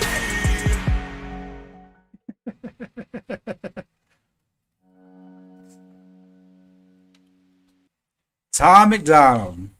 You can, I mean, it's funny, but you can hear it, man. He went through some shit, man. You know, it's a message about why you don't drink. I mean, A lot of people need to hear that message. I have not, that message has not hit me hard. even like, I used to, you know, I'm on El Toro right now. No, you're not. We have removed the bowl. We have replaced it with the Brahma bowl, the Terramana. It's a different type of bowl. So it's a bowl that only gets angry when provoked inside of a WWE ring or on a movie set. El Toro is a wild bull that can get honestly All right, crazy. all at a right. Well, stop then line. let me ask you. All right, so Mister fucking, somebody comes to us, taps on the door. We want to see you guys fight The Rock and John Cena. Tag team match. Free as fuck broadcast. Versus. You guys have spiraled out of control because you've been watching the Mac McDonald. McDonald. Is that his name? Tom McDonald. Tom McDonald. Tom McDonald. I ain't trying to disrespect you, bro. Just so you know, if you're gonna do the intro music for our show, I get it, man. I did that shit fucking 20 years ago. I tried to tell people. I was like, man, you got to go on YouTube. You got to make your own shit. It's gonna be better. I like the beats. I think the music is good. I'm gonna run it by the people that I trust. That's all I can do. I'm surrounded by right now. The great thing in my life is I'm surrounded by people I trust. You know, Yeah. what I love about where I am and the people that are around me is that I am surrounded by people that I trust for every second. And whatever you want to think of me or who I am, man, it is just nothing but a bunch of black girls and me. And I trust those girls with my every thought. And they treat me like gold. And I love it. And we walk around and they make money and I make money and I make sure they make money. And I know how much they need money. They walk in conditions you can't even imagine to work. They drive vehicles that are tough. And they come in. And Bro, I'm just if you like, know man, somebody that uses the phrase, it is what it is, I'm trying to pull they something are up here. fucking dangerous. Hold on a second. Because Kill they that. Let me turn this off. All right, go ahead. No, I mean, I'm just saying I'm in a great spot in my life, and we haven't been able to do this show in a couple weeks. And I've I just know. been working, and the whole time that we were not doing the show, I was like, man, I got to figure out a way to make my life better until I get back to the show. And I hope people enjoy what we are doing. We're going to keep doing it. I'm going to keep trying to make this thing better.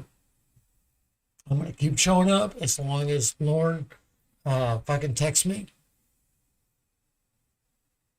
This right here is how bad they need money.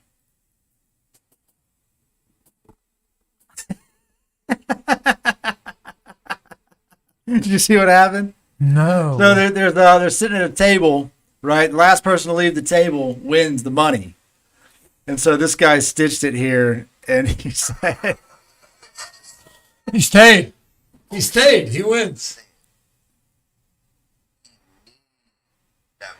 I don't think you understand.